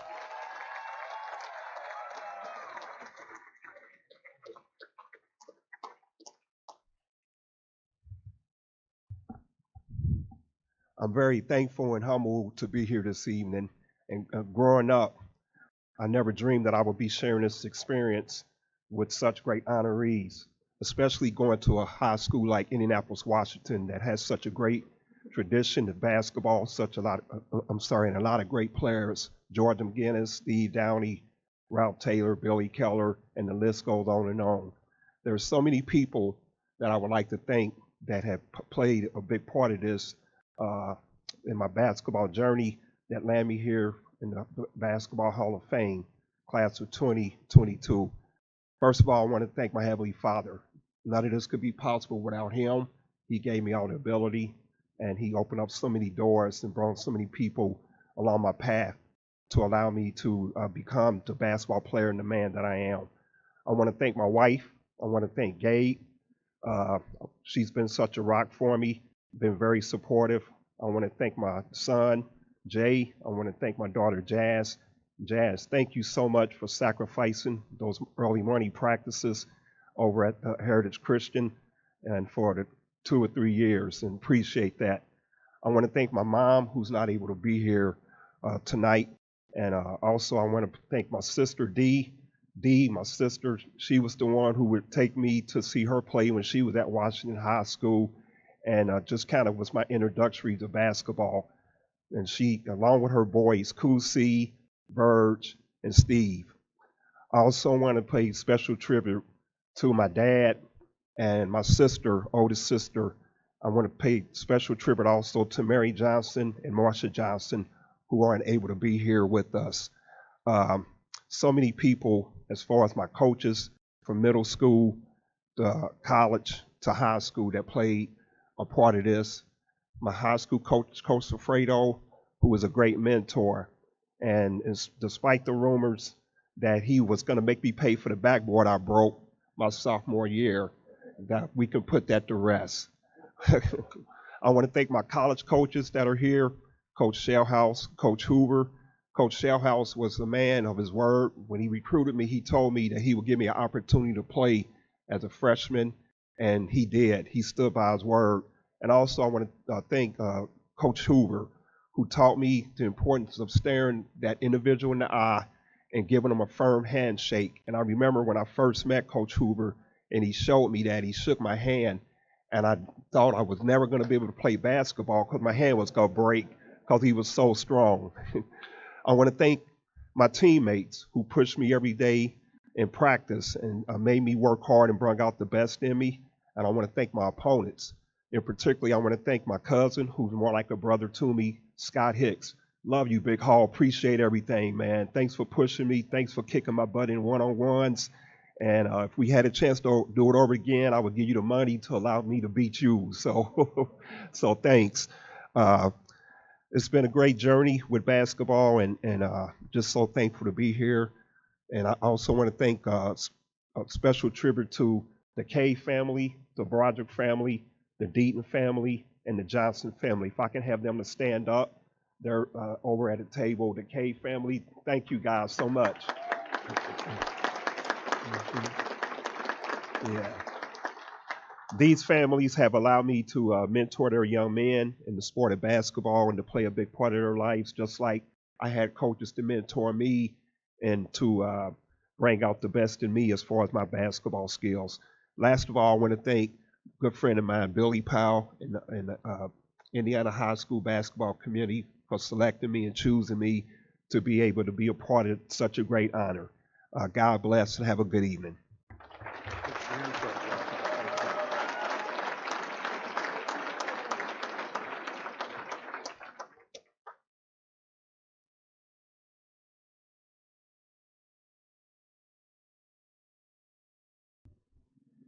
John, I can tell you where Coach Hoover learned that handshake from. And that was a previous Indiana State assistant in the late, great Mel Daniels. I shook Mel's hand in 2002. It still hurts to this day. That's exactly where that came from.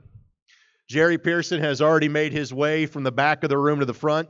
At this banquet 6 months ago, Jerry was sitting next to me. So apparently, Mark, when you're a past president, you go all the way to the back of the room, just so you know that that is coming.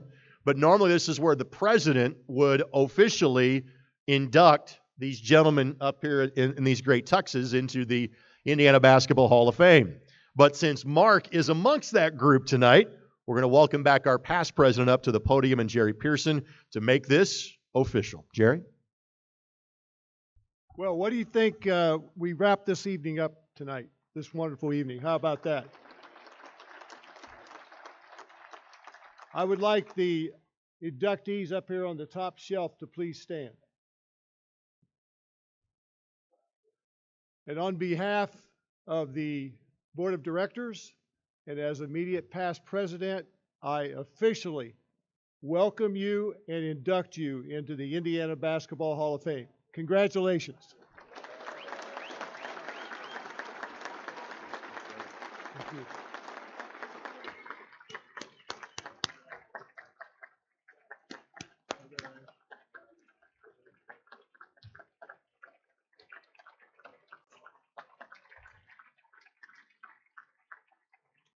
Thank you.